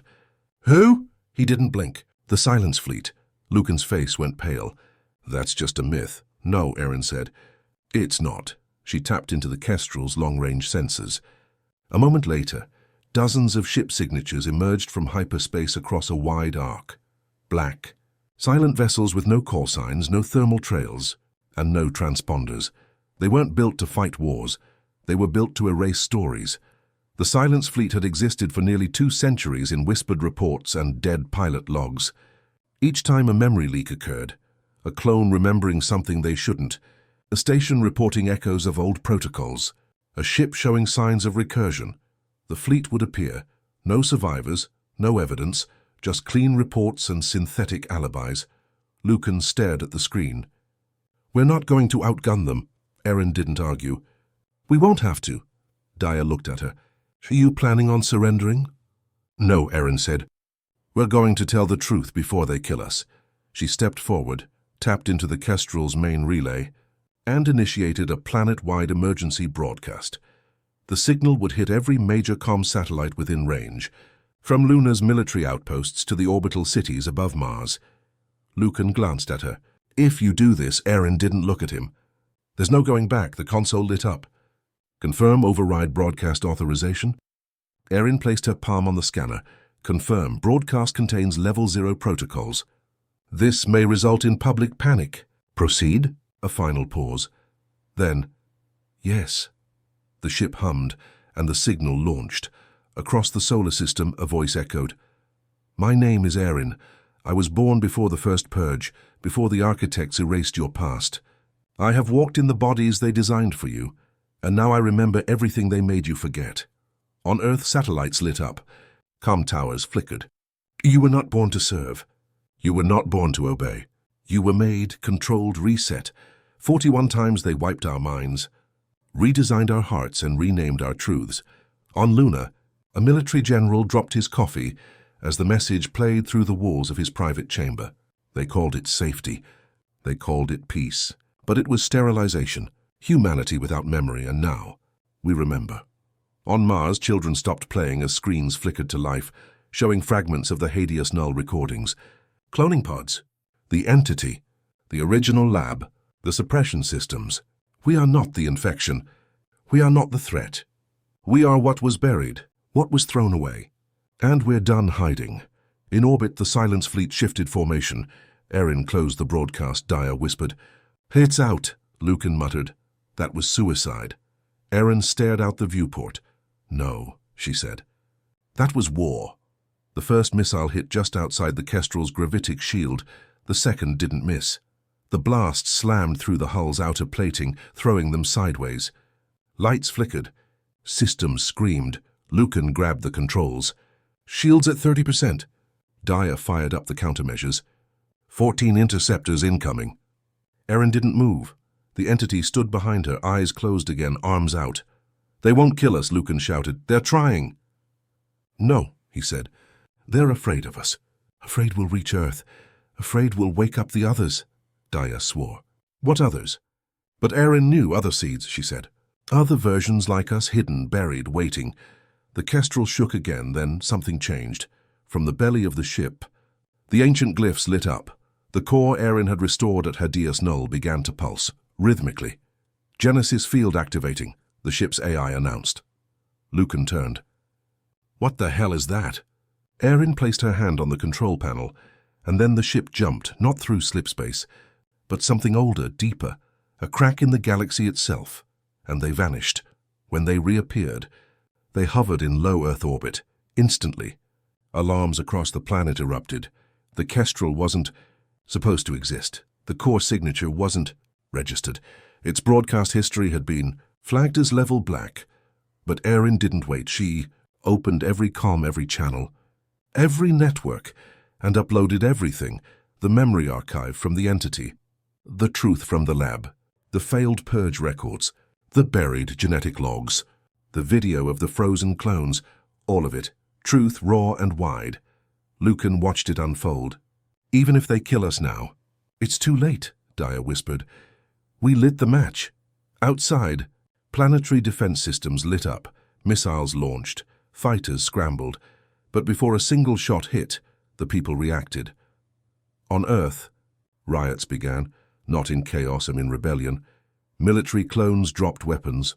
Civilians marched into data centers, forcing open sealed archives. Memories triggered, dormant code activated. Across Luna, genetic echoes woke up. People who had always felt off suddenly remembered dreams they never lived. Wars, missions, fragments of the past bleeding into the present. The cycle was broken. The galaxy didn't go silent. It screamed. Back on the kestrel, the trio stood side by side. Erin, Lucan, Daya and the entity between them, together. Not just as survivors, but as the last and first true humans, Erin whispered. Now we find the others, Lucan smirked. You think they'll come willingly? No, she said, but they'll remember us. The entity smiled and Earth burned with awakening. His name was Talin Ward, and he had never questioned the system. He was born inside Sector 12, a clean concrete arcology nestled in the old Rockies, overlooking what used to be Denver. He wore a white ID band around his wrist, tracked by 6 satellite systems, 4 retinal checkpoints, and a neural implant that pulsed gently behind his right ear. He had never broken a law, never crossed a line, never asked a question that didn't already have an approved answer. He was what the system called ideal, until the sky broke. It had happened 4 days ago. A ship no one recognized appeared over Earth. Broadcasts cut into civilian. Networks and unsanctioned, unfiltered. They weren't flashy. No propaganda slogans or terrifying threats, just truth, images of dead stars, cloning tanks, forgotten wars. A woman named Erin, who spoke in a calm, steady voice and told Talin and billions like him that everything they knew was a lie. At first, no one believed it. The government called it a hoax. Deep fake terrorism, cognitive warfare, but then people started remembering. Talin sat in his assigned living module on the 44th floor of a dormitory cluster. The lights above him flickered every few seconds now. Since the kestrel's broadcast, the power grids had become unstable. Unofficial access to net channels had exploded. Even military feeds had leaked. He hadn't slept, not really, because every time he closed his eyes, he saw her, not Erin himself, but different, holding a weapon, running, through ruins he didn't recognize, speaking, in a voice rougher than his own, a version of him that had lived and died 100 times. That couldn't be real, except the feeling wouldn't leave. The dreams kept bleeding into his waking hours, and worst of all, the implant behind his ear had started pulsing out of rhythm. He stood, walked to the mirror and looked at himself. Clean uniform, clear skin, blue eyes, 32 years old, average height, average stats, completely obedient, empty. His implant blinked red for a moment. Unauthorized thought detected. He flinched, then clenched his fists. No, he whispered. He turned away, and that's when the knock came. 3 sharp raps, not a neighbor, not security. Talin moved to the door, slowly, and opened it. Standing there was a woman, older, with sharp eyes and a long coat that looked like it had seen war. She didn't wait for permission. Name. Talin blinked. What? She stepped inside. I asked your name, he paused. Talon Ward, civilian designation 12A. She looked at him with something between pity and recognition. Thought so. Who are you? She turned to him. My name is Senna Rail. I'm a sleeper. The word hit him like a static charge. You're one of them. No, she said. I'm one of you. He shook his head. I'm not. Yes, you are, she cut in. They just haven't let you remember yet. She pulled something from her coat, a small silver orb humming faintly. What is that? A blocker. For what? She walked toward him. Your implant's been trying to erase the truth every night, since Aaron's signal went out. I'm guessing you've been dreaming things you shouldn't. He didn't move. You think this is safe? He asked. To come here? You'll be arrested, Senna smiled. They're too busy for that now. Half the command chain is in chaos. The Silence Fleet failed. Earth knows. The cracks are spreading. Talon backed away. Even if that's true, what do you want from me? She held out the orb. I want you to wake up. He stared at it, a long silence. Then, if I do and it's real, what happens? You'll never unsee it. And if I don't? She looked at him gently. Then you'll live a life that was never yours. Talon took the orb. It was cold. When he pressed it to the back of his neck, the implant immediately reacted, unauthorized. Device detected his vision, flickered suddenly, static, and then a flood, not of light, of memory, 1,000 lifetimes wars. Fought on moons that didn't exist anymore. Lovers he'd lost, children he never raised, orders he'd given, people he'd killed. But more than that, his own face over and over saying things he could never imagine himself saying. No more resets. This time we remember. We are not the mistake. We are the design. His knees buckled. Senna caught him. It's okay, she said. Let it in, he gasped, tears running down his cheeks. I remember dying, she nodded. Good. 3 hours later, Talon walked out of his building for the first time in days. The sky above was filled with smoke. One of the orbital stations had gone dark overnight. Some said it had been sabotaged. Others claimed it was an internal rebellion. The news feeds were useless now. Too many filters, too many conflicting truths, but something had changed. People weren't walking in perfect lines anymore. No more silence in the elevators. No more eyes locked to the floor. The air buzzed with uncertainty, suspicion, possibility. Senna stood beside him. We're going to Mars, she said. He turned. Why? Because Erin's going to speak there. Not just through comms. In person. Talon felt a chill. She's alive. Senna gave him a sideways glance. You still think she's just a person? He didn't answer, because he didn't know anymore. Later that night, in a high tower across the city, an agent of the Preservation Protocol watched Talon walk with Senna through the crowd. The agent's name had once been Iram, but it no longer mattered. He reported directly to the last operating node of the Genesis suppression net, a super AI buried beneath the ice of Europa, tasked with one mission: contain the past.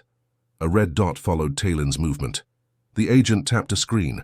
Target shows signs of breach. A distorted voice replied through a neural link. Proceed with reclamation or elimination. The sleeper network cannot be allowed to spread. Iram stared at the crowd. So many of them were waking up. Too many. He hesitated, then touched his implant, but nothing happened. The command line failed. He tried again. Error, core directive override. His fingers twitched. He looked in the mirror, and the face that stared back was his, but smiling. Not him. Aversion. He heard Erin's voice echo in his skull. You were never theirs. You only forgot who you were. Aram dropped the weapon and walked into the crowd. Mars Arc Station, Redhaven. October 13th, 2198. They said no one had walked on Redhaven soil without surveillance in over a century. No private thoughts. No unfiltered broadcasts. Every word spoken, every memory stored, every tear archived. Then Erin stepped out of the shuttle. No escort, no rifle. No armor, just her. And in the silence that followed, the city held its breath. Thousands watched her descend the docking ramp, real, not projected. Alive, not simulated.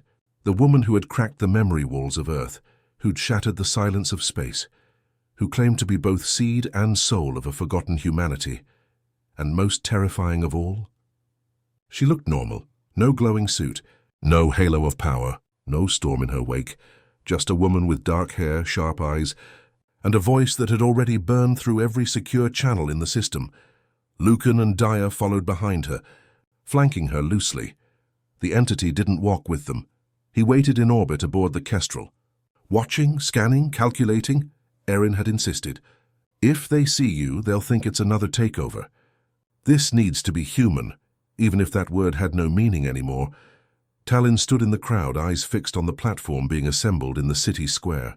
The Martian surface glowed a dull rust behind the translucent shield dome overhead. Wind howled faintly beyond it. He wasn't alone. Beside him, Senna stood in silence. Around them, thousands packed the square, not cheering, not waving flags. Just watching, waiting, Talon whispered, "You think she'll really speak?" Senna didn't take her eyes off the platform. She doesn't have a choice. She could have run. She doesn't know how. Then Erin stepped forward. Her voice came through every open channel on Mars. No hacking. No distortion. Just a single stream unfiltered from the platform's built-in speaker nodes. She didn't shout, she didn't smile.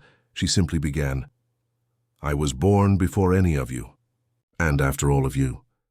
I've died 41 times and remembered only once. I was not made to lead. I was made to keep the memory buried. No one moved. They made me forget. They made you forget, but now it's here, in the air you breathe, in the dreams that return, in the moments you can't explain. You are not broken. You are returning." The crowd shifted. Murmurs grew. Some nodded. Some stared blankly. Some reached for weapons they didn't draw. The system doesn't need you to obey. It needs you to forget. It needs you to believe your memories are weaknesses. Your instincts are wrong. That to doubt is to betray, her voice sharpened. They've burned cities to stop us, deleted lives, sent fleets, rebuilt you from scratch. But every time we come back, a tear ran down someone's cheek. Because we are not glitches. We are not viruses. We are what they couldn't erase. She stepped down from the platform, and the crowd erupted, not in cheers, in motion. People ran, some to her, others away. Security bots arrived but held their distance. Sleepers like Senna emerged from alleys unmasked now. Civilians pulled out their implants, weeping, bleeding, remembering, and somewhere beneath the surface of Mars, Command was watching. Blacksite Submars Relay Core Classified Level Omega Director, Reese Enar, stared at the screen in front of him. Jaw tight, fingers twitching, she spoke. His second in command, a silver-eyed operative named Kyan, nodded. Signal reached all domes, even the encrypted zones. The sleepers are rallying. Enar's voice was bitter. And the seed? She's fully active, fully integrated. The core personality is fused. She's no longer corruptible. Enar turned toward the mainframe. Then we have one option left. Kyan hesitated. Are you sure? Activate last memory. A breath, then a single word from the AI core. Confirmed. Back on the surface, Erin was still surrounded by the crowd. The sky above glowed faintly red now, but it wasn't natural. It was re-entry heat, Daya noticed first. We've got incoming. Lucan grabbed his scope. Atmospheric breach. No ID. Erin turned toward the sky and saw it. One ship. But not Silence Fleet. Something older. Sleeker. Silver-white. Like bone dipped in starlight. The crowd began to panic. Senna reached for Talon's arm. Back now, but Talon didn't move. His eyes were fixed on the descending object. It's beautiful, he said, and then it opened fire. The beam didn't explode. It erased. A 10-meter section of the square vanished, not with heat or fire, but like someone had dragged a hand across the surface and wiped it clean. Where people stood, there was now nothing, no bodies. No blood, just smooth glass. Panic hit full. Erin didn't run. She raised both hands. Shield the crowd. Lucan and Daya pulled devices from their belts, slamming them into the ground. Pulse domes erupted, humming violet and gold, shielding a large section of the square. The strange ship hovered overhead, unmoving. Erin's voice dropped. I know that design. Lucan stared. What is it? She whispered, Project Lazarus. Daya paled. I thought that was a myth. It was. A contingency. If memory couldn't be stopped, they'd burn the memory carriers. The entity's voice came through comms from orbit. They are trying to unwrite you, Lucan shouted. "We can't stop that thing." "Yes, we can," Erin said. She reached into her coat, pulled a fragment of the Genesis core, pulsing, alive. "They built Lazarus from my code. I can speak to it." Daya grabbed her arm. "You're not going near it." Erin looked her in the eye. "I have to." Lucan checked his weapon. "Then we go with you." The trio moved fast, under pulse cover, through panicked civilians, past collapsed towers and static-filled screens.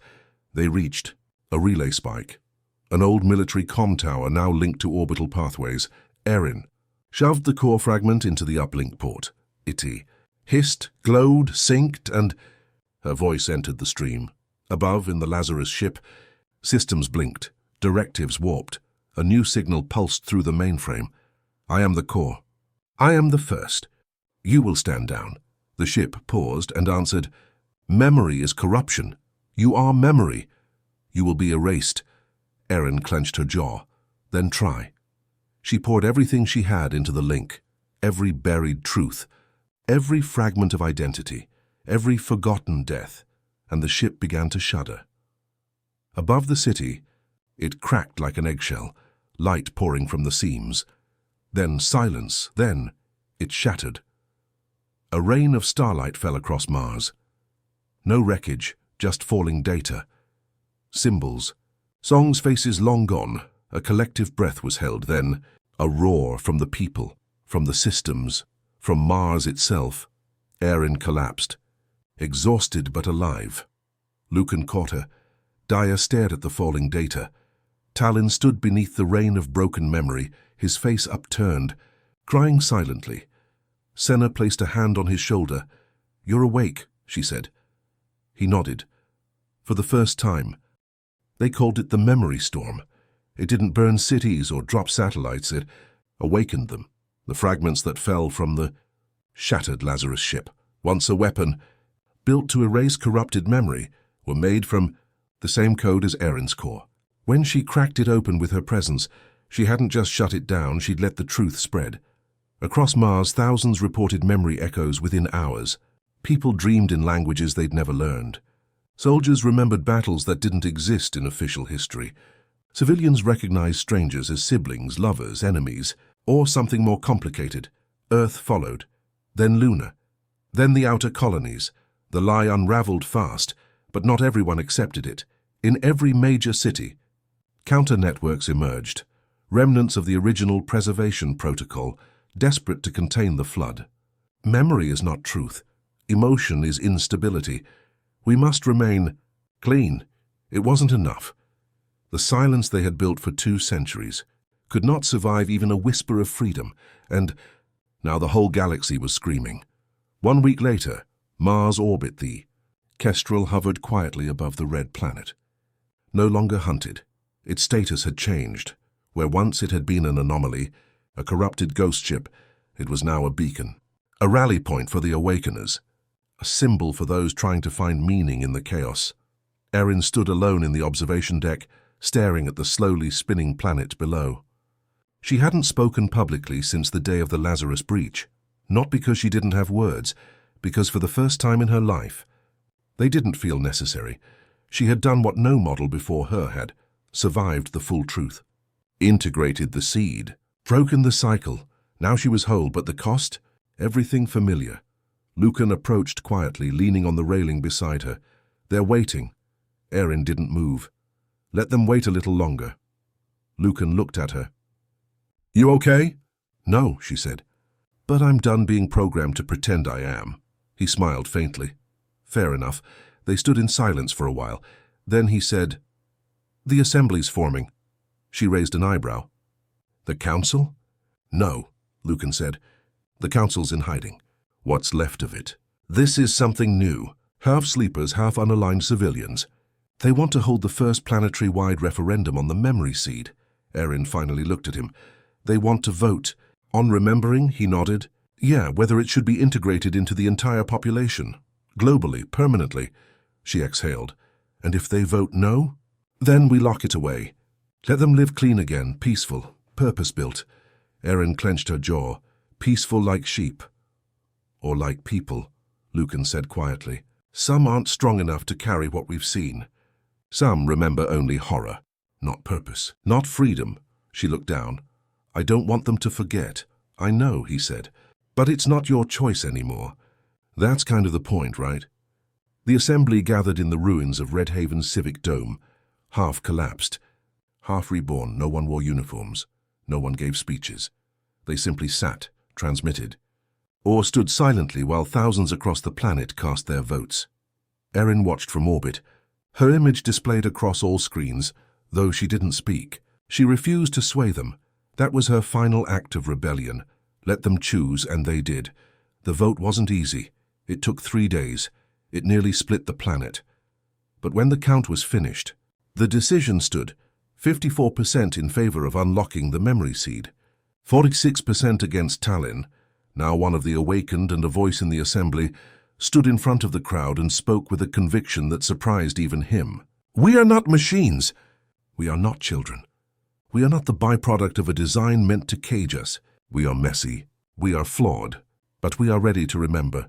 No cheering, just silence. Then 1,000 screens lit up, one by one. People connected to the Genesis archive and woke up. For real.